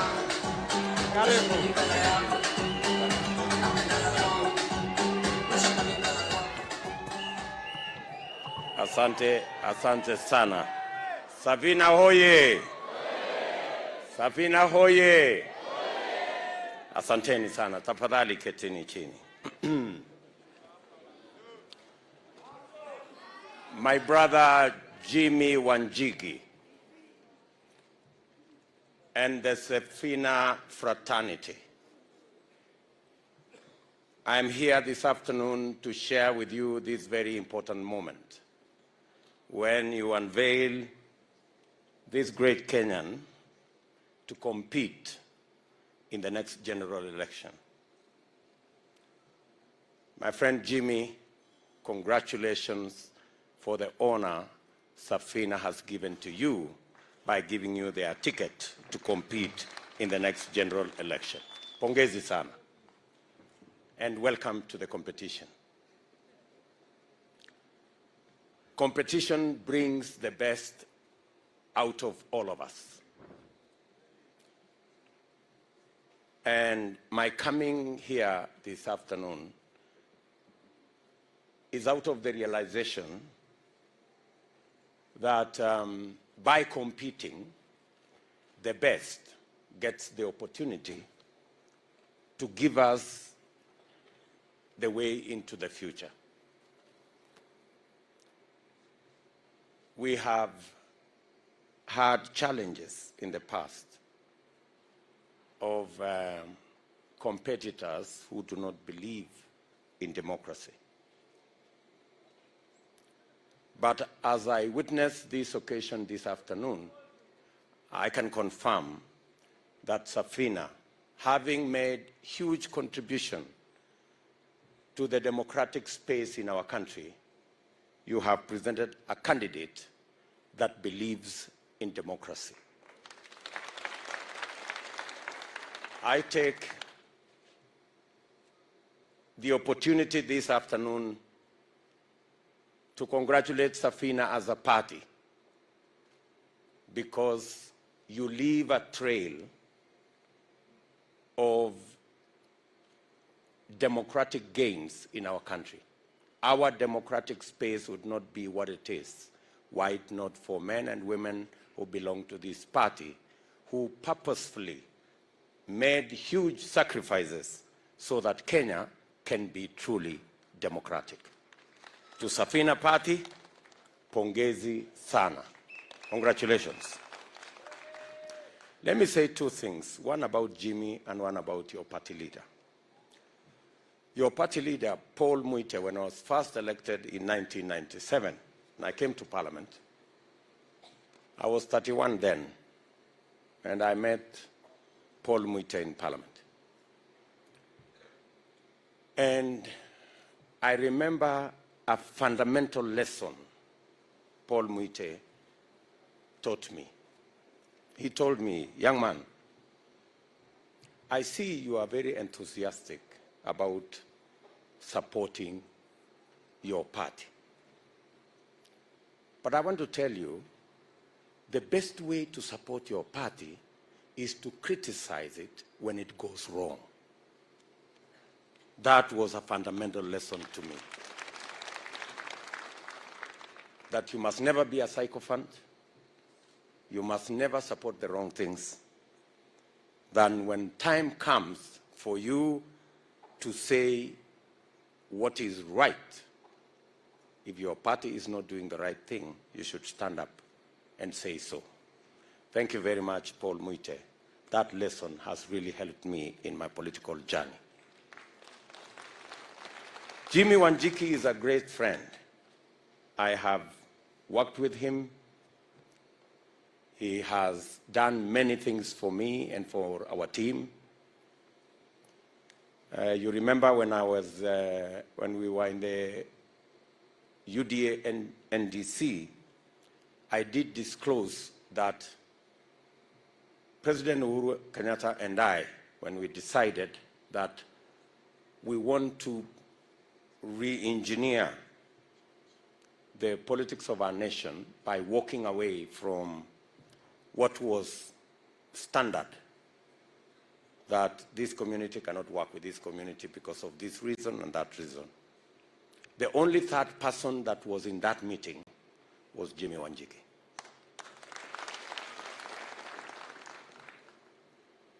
And I remember telling him in our NDC that he still keeps the original agreement signed between me and Uhuru Kenyatta. So I don't know when, Jimmy, you are going to deliver that so that I can keep it as a souvenir. But having said that, I have listened to Jimmy, and I have heard Safina, Fagia wote. And so I was asking Jimmy while seated there, this Fagia Wote, there are some who are being swept out. I'm sure there are some who are being swept in. So in the process of Fagia Wote, I hope you will sweep our competitors out and sweep all your friends in.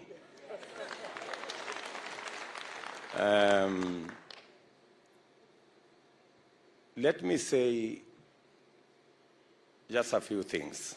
I have listened to the statement made by Jimi Wanjigi, and one statement struck me, and that statement is about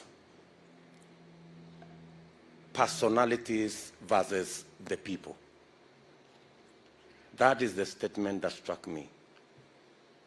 And that defines the moment where we are in the history of our nation. There is competition between personalities and personality cults and personality politics vis-à-vis the people and the institutions that facilitate the people to participate. There are two sides to this competition, and the clarity, the difference between the two sides to this competition is like the clarity between day and night. Our competitors believe this is a constitutional moment.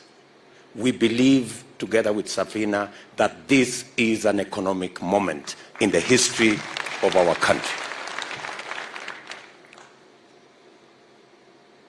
Our competitors believe that this is a constitutional moment because they want to change the constitution to create jobs so that leaders can benefit.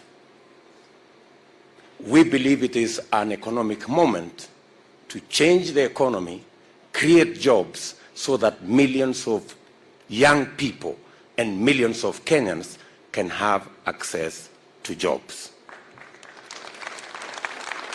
They believe, our competitors, this is a constitutional moment to change the constitution so that you can give the president more power to undermine the legislature by appointing ministers from the legislature.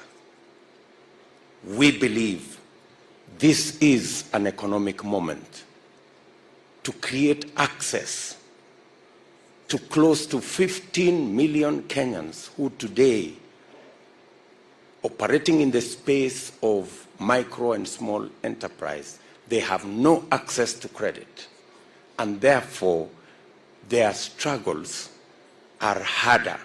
We believe changing the economy to create credit for millions of young people is not about leaders, it's about the people. They want to create an opportunity to benefit leaders, benefit members of parliament who already have jobs to be appointed to be ministers. The dichotomy is as clear as day is night. They are looking for jobs for MPs. We are looking for credit for ordinary people, the ones at the bottom of the pyramid. They believe this is an economic moment to create an ombudsman so that we can undermine the independence of the judiciary, which is the language of rulers and despots and dictators. We believe this is a moment, an economic moment, to create economic freedom so that every citizen can operate in a space that respects the rule of law. Good people, they believe and they have facilitated the corruption of the political system to merge the opposition and the government, creating an unaccountable system that promotes conflict of interest, that promotes state capture, that promotes corruption, and that benefits only the corrupt. We believe, as the people of Kenya, that proper political formations with clear checks and balances that respects different political formations with a governing party and an opposition party creates accountability, better use of national resources, and ultimately benefits every citizen and creates a country that leaves nobody behind. So this contest is as clear, and the sides are as clear as day is from the night. And that's why I came here, because Safina shares the same belief in an economic moment in this election, the way UDA does. Finally, na pengine nitasema kwa Kiswahili.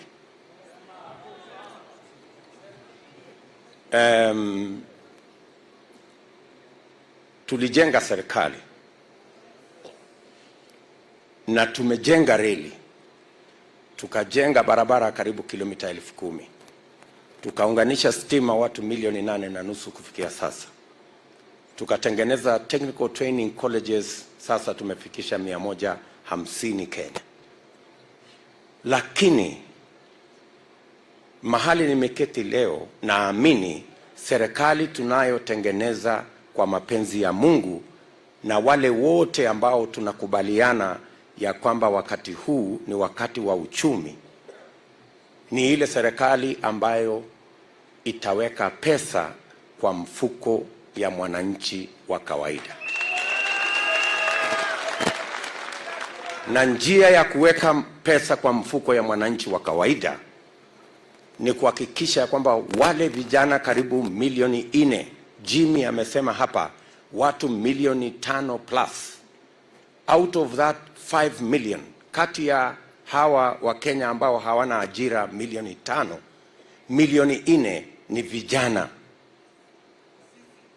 Na njia ya kuweka pesa kwa mfuko ya hawa vijana ni kuwapangia ajira. Na ndio tumesema kupitia kwa kubadilisha uchumi, tunapanga kuweka pesa katika sekta ya housing, manufacturing, value addition, agro processing, ili tuhakikisha kwamba vijana wanapata ajira, tuweke pesa katika mifuko yao, wajisimamie, wasimamie familia zao na wajenge taifa letu. It doesn't matter how much you change the constitution. Until you have a program to create jobs, you will never change this country. Tunasema ya kwamba njia ya kuweka pesa kwa mfuko ya mwananchi ni kuhakikisha ya kwamba kila biashara ya wale walio chini, micro and small enterprises, ambazo zina account for 80% ya wafanyabiashara wote Kenya, ambao leo wanaangaishwa na Fuliza na wanaangaishwa na Mashailok, tuwe na credit system ambayo itawawezesha badala ya kulipa 10% per day vile wanafanya saa hizi, walipe 10% per year kama makampuni zingine zote. Na kama inawezekana, kwa sababu wao ni biashara ndogo ndogo, vile ya kuhakikisha kwamba wanalipa less than 5% per day, na bila ya kuwauliza mambo ya security, mambo mengine, because there is always a way where you can create security without the security that we all know of title deeds and other things. So I share this moment with Safina, and I want to ask the membership of this great party to work with us. As the party leader has said, we will work together going into the future because we share in the vision of our country going into the future. This is not my day. This was the day of Safina and the day of my brother Jimi Wanjigi. My good brother Jimi, I wish you well in your journey. I have seen you leave your good office. I have seen you traverse this country. I have seen you during the good times. I have seen you during the bad times. And I am confident that you are made of good metal.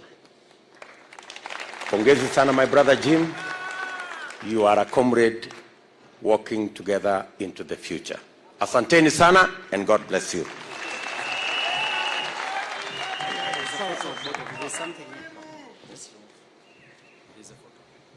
Thank you, Jim. Asante sana. Asante sana. Makofi kwa Deputy Rais. Makofi. You're made of good metal. Asante, and so are you, my brother. Asanteni sana. God bless you. Asante. God bless Thank you, my brother. Asante. Makofi.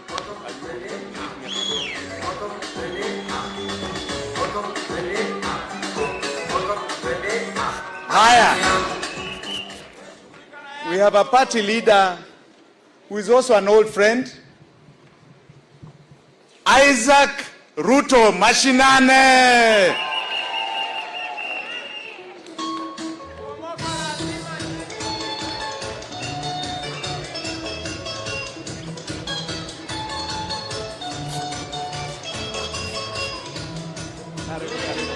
Makofi kwa Isaac, makofi, makofi, makofi. Asante sana.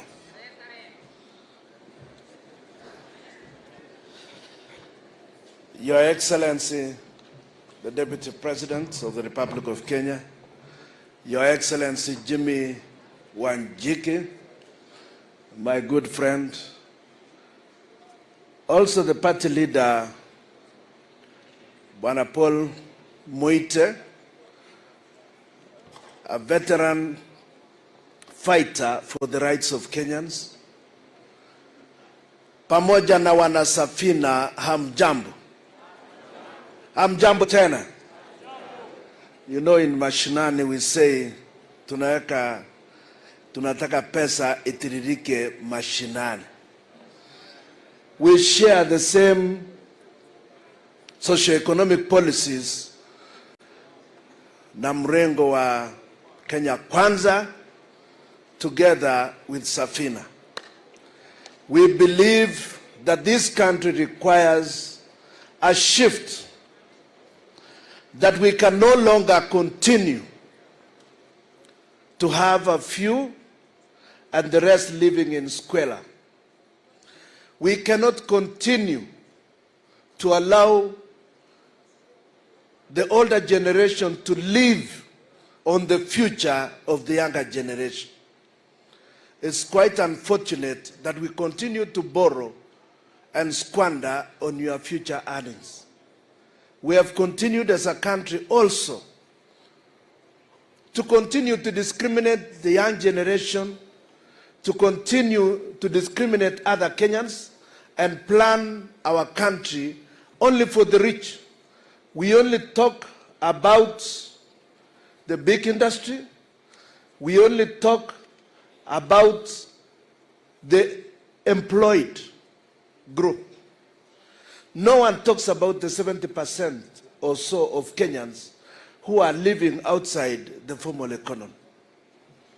We join you, Bwana Wanjigi, and other like-minded Kenyans in moving this country towards a better way of managing resources. As Mashinani, we believe we need to devolve more and more, because all Kenyans, wherever they live, must continue to share in the national cake. I want to thank my brother Paul Moite for supporting us as Council of Governors in the first 5 difficult years of devolution. Bwana Moite stood with us,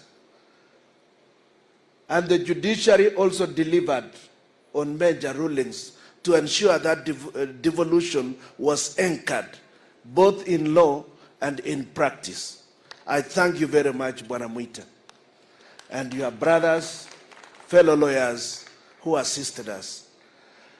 It's a little bit awkward speaking after the Deputy President has spoken, because I know why I should shorten the speech.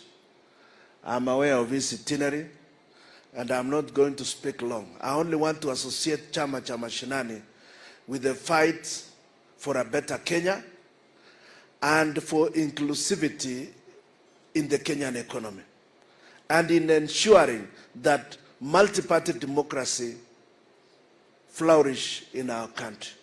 And I want to pay homage also to the clerics of the 90s who fought for multi-party democracy, and in particular, Reverend Timothy Njoya.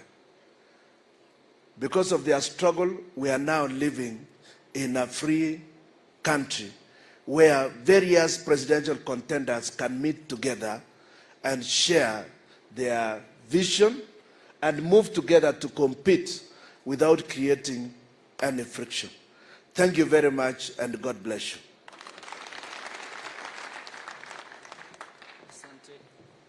Asante, Mheshimiwa. Now quickly, because of the essence of time, I want to welcome the Member of Parliament of Kimilili constituency, Honorable Didmas Baraza. Karibu.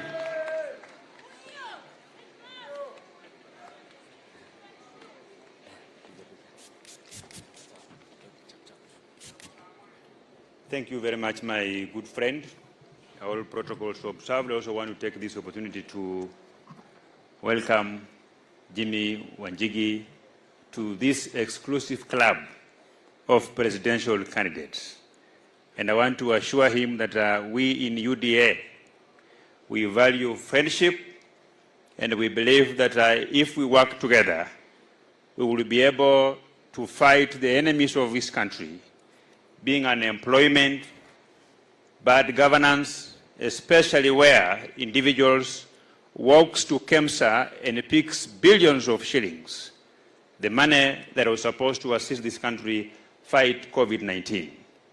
I'm particularly more happy because in UDA, the party that's led by the Deputy President, today when you meet very many young people on the streets, they will tell you that even if you find yourself in a situation where you have to sweep toilets to earn a living, that even if you find yourself that you have to wash cars to earn a living, that should not kill your dream of being President of the Republic of Kenya, because we believe that this year is the year where the lead is going to be lifted, that we can only come from a particular family to be President of the Republic of Kenya. And by so doing, we will work together with all people, all persons who are alive to the fact that the economy of this country need to be changed, so that we begin from bottom up, uchumi bora, pesa mufukoni, and an equitable environment of doing business for all Kenyans, not an exclusive club for certain families, so that we can bring the cost of living down and we move forward. As I finish, I want to ask Safina that please, mukifagia wote, musifagie sisi, fagia wale wakora waliingia huko KEMSA, wakachukua pesa ya COVID-19. Nimeambiwa juzi na Auditor General, ati baada hata ya kuchukua hiyo pesa hawakutosheka. Ati wamerudi, imagine ati mpaka kondom pia wameiba, sijui hiyo kondom wamepeleka wapi. Na nilikuwa najiuliza kwa nini huyu Paul Moite wakati alikuwa Ford Kenya, with all his brains, it was difficult for Honorable Paul Moite to work with the Oginga Odinga, the father of Raila Amolo Odinga. Honorable Paul Moite, hata kama ulijaribu ukawachia hapo, ukaunda Safina yako. Sisi bado tunapambana kupeleka kijana ya yule mzee to permanent retirement. Tarehe 9 aenda akae huko, tutamsaidia kama ni neti ya kufua samaki, kwa sababu kazi ni kazi, aenda afue samaki. Mungu awabariki sana. Asante, twende haraka. Okay, next I want to invite the Honorable Member of Parliament of Kikuyu constituency, Honorable Kimani Ishungwa. Karibu.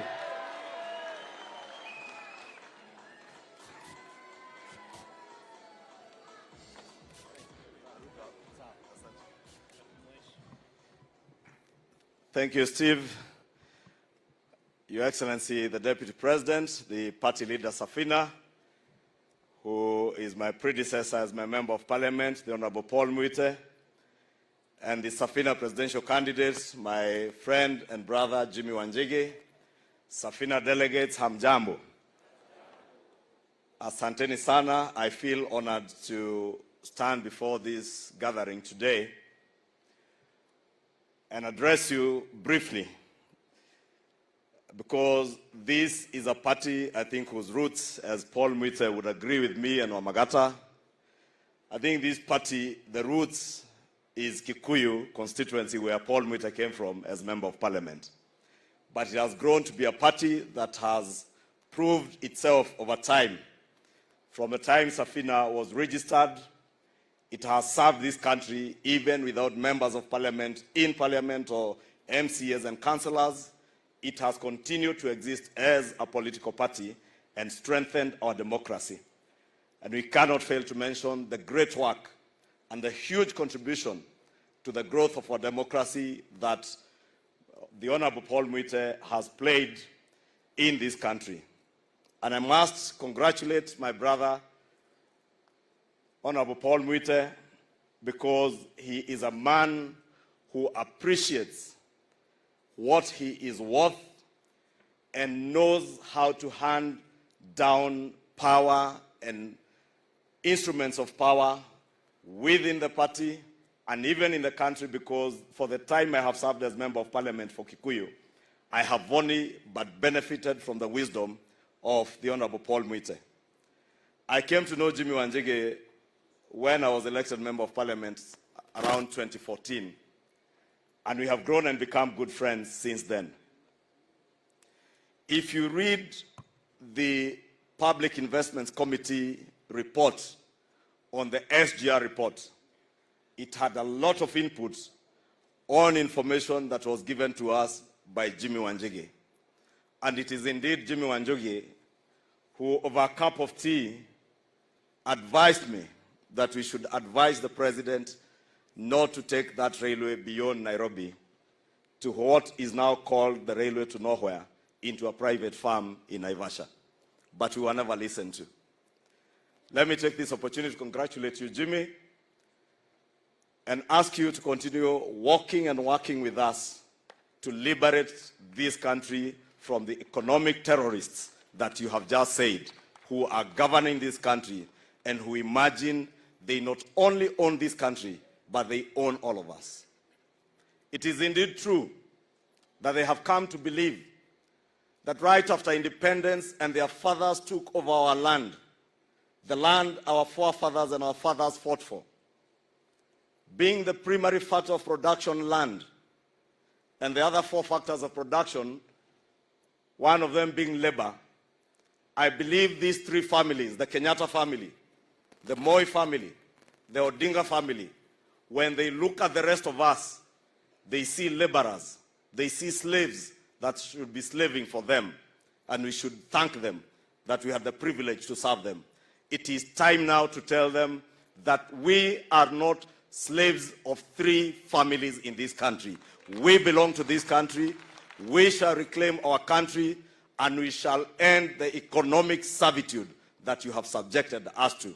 And that is why I join the Safina fraternity in congratulating my brother Jimi and asking you, Safina, when I look at this Safina, this ark, ukiona ikicheza cheza pale, ikiwekwa mguu mbele, iwekwe mbili nyuma na handles inakaa kama wheelbarrow.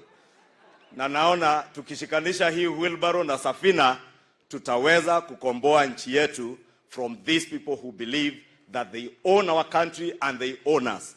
We must prove to them that if Moi could become president, if Kenyatta could become president, even Jimi Wanjigi can become president, just like William Ruto can become president.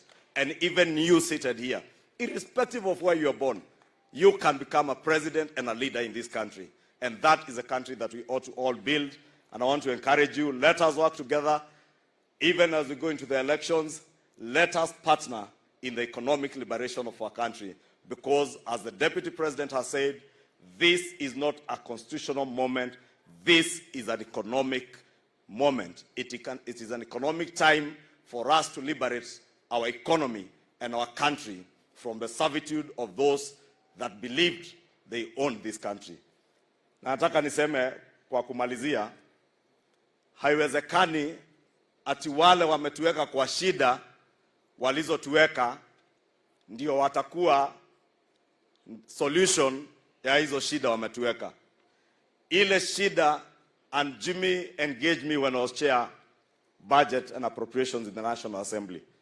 And I must confirm here today, Jimmy, that part of the wisdom you shared with me on economic management, I shared it with President Uhuru Kenyatta, and I warned him that in a short 2 to 3 years, this country's economy will go to the doldrums if we do not act right. But again, because of state capture, because of conflict of interest, there was nobody to listen to us. We have time now to listen to each other. Between Safina, UDA, and all the other political parties in Kenya Kwanza, we can liberate this country and hand it back to its true owners, the people of Kenya. Asanteni, Mungu awabariki. Asante Mheshimiwa, asante. Poleni, I know you really wanted Honorable Sudi to speak, lakini ameniambia kona homa na sauti imepotea. Lakini naomba asimame awasalimie. Just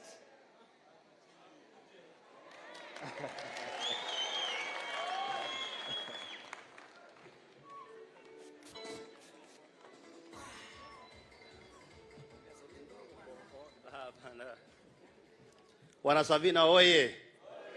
Unajua mimi mdosi akiwa hapa mimi siongeange.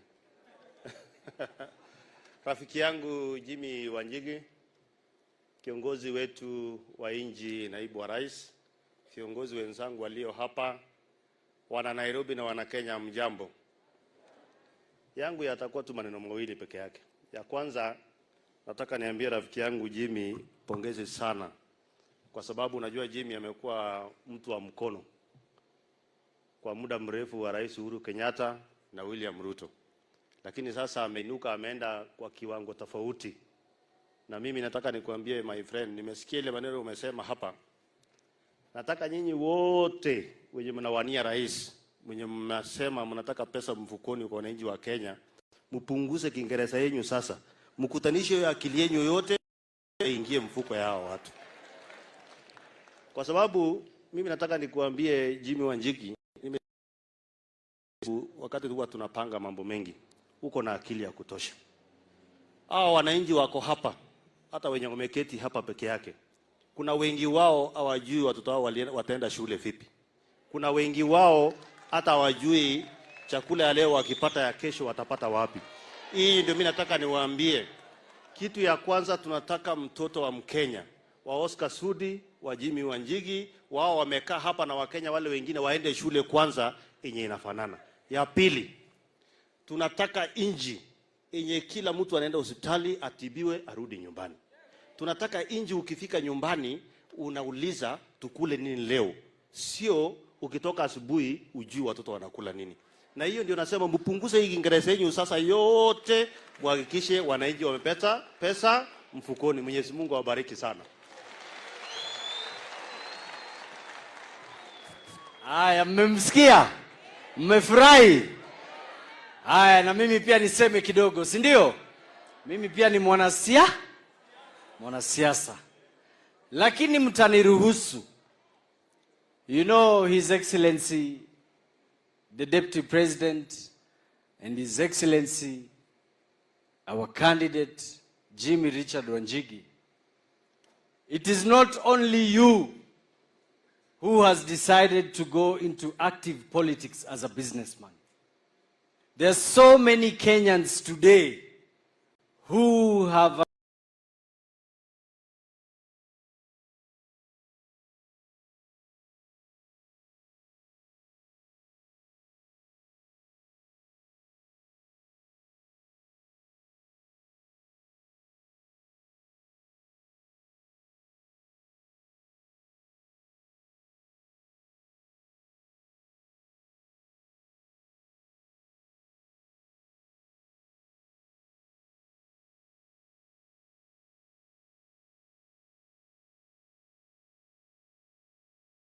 understood that being in the business community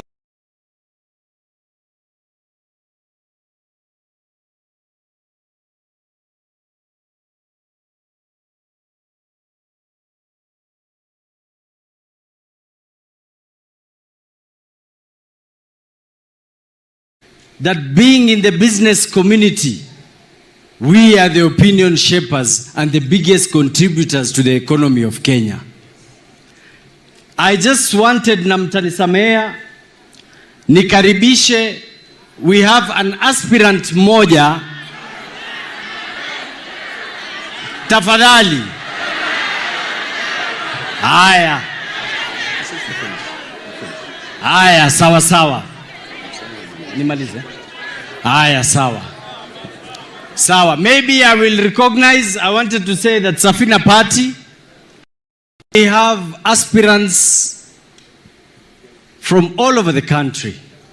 So kindly, aspirants, wave from wherever you are. I'm saying wave, just wave. Wave, asanteni. Now, I will start by saying that quality is never a mistake, but a result of an intelligent effort. Mimi nawaomba, as Kenyans, as people who know where the shoe hurts, it is time for like-minded Kenyans like you and I, and our party leaders seated up there, and those ones who are not present, tushikane wote, tujipange, sababu tusipojipanga tutafanya nini? Tusipojipanga tutafanya nini?